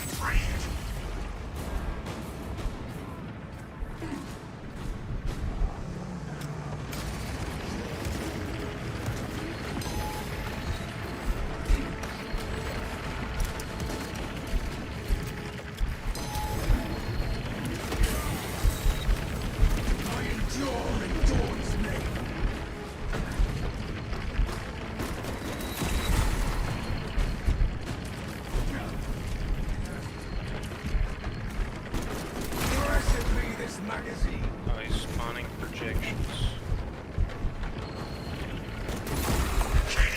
You are liberated. Do your duty. Gosh.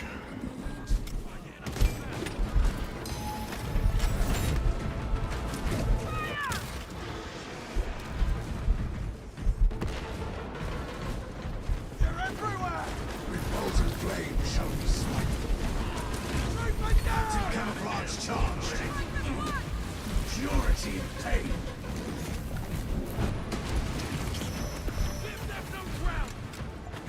Anything? Ready to reveal our another ward. I mean, you try to watch any modern show, That was the last and of it's them. just slop. Yeah, everything is. That's what I was saying. Like, you can't like be a right winger and be like, no, we need to bring things back to the 80s or 90s or whatever it is. It's not gonna work. Yeah. Like, even like, I like to go back and watch all the old stuff, but even some of that has some propaganda in it. Like, what the hell's happening? Oh. Yeah, this is supposed to happen. Yeah, I thought I was like dying or something for a minute. And we're going into the war. Yeah. It's like in the campaign for that one boss. Through the corpse emperor's eyes.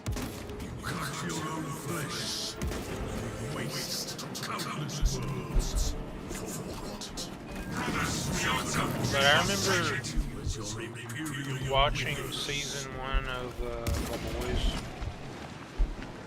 and I thought, I mean, this is not half bad. I mean, it has a lot of anti-Christian rhetoric in it.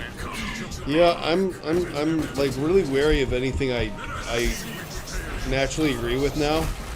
'Cause I'm like, what do you like? Do you guys actually like know what you're talking about? Yeah.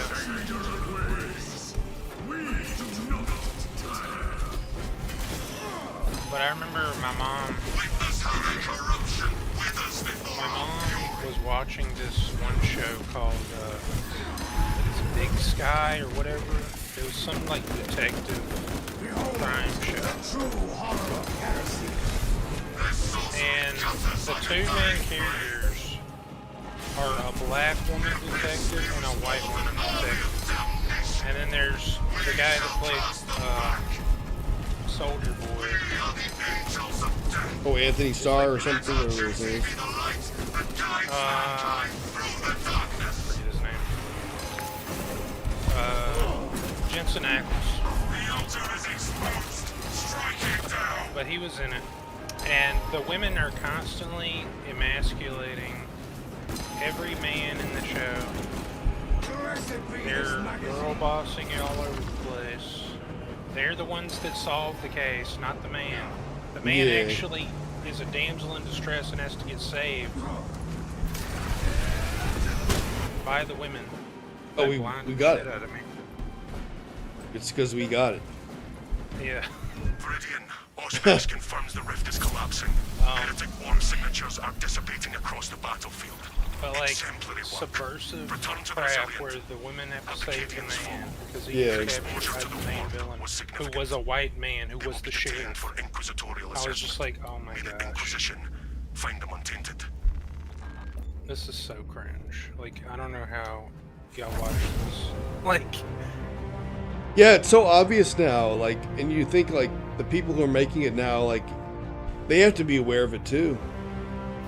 Yeah.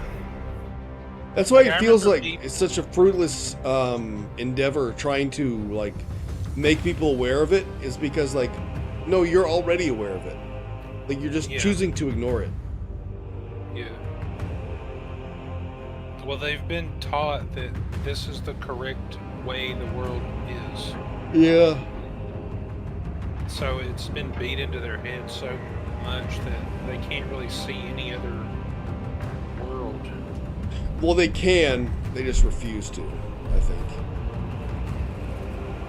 Yeah. It's not comfortable for them to look at the world that way. They don't see the benefit of looking at the world that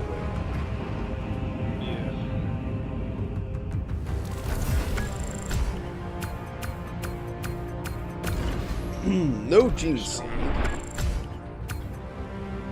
I just don't I can't relate to the normies.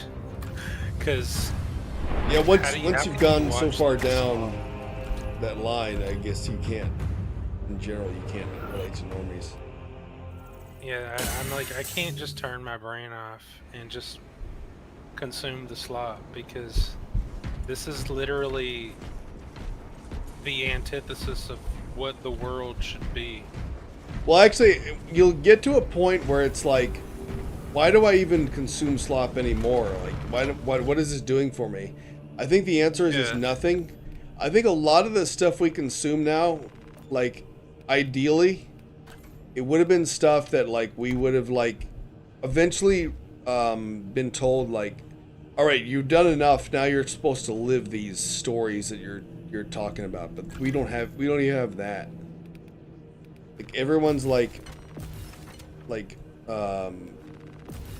you're supposed to be like perpetuate childhood, right? That's the way I feel it is. It's everything it is right now. Well, children are easily impressionable, so they want you to be like that. Because then you're easier to control.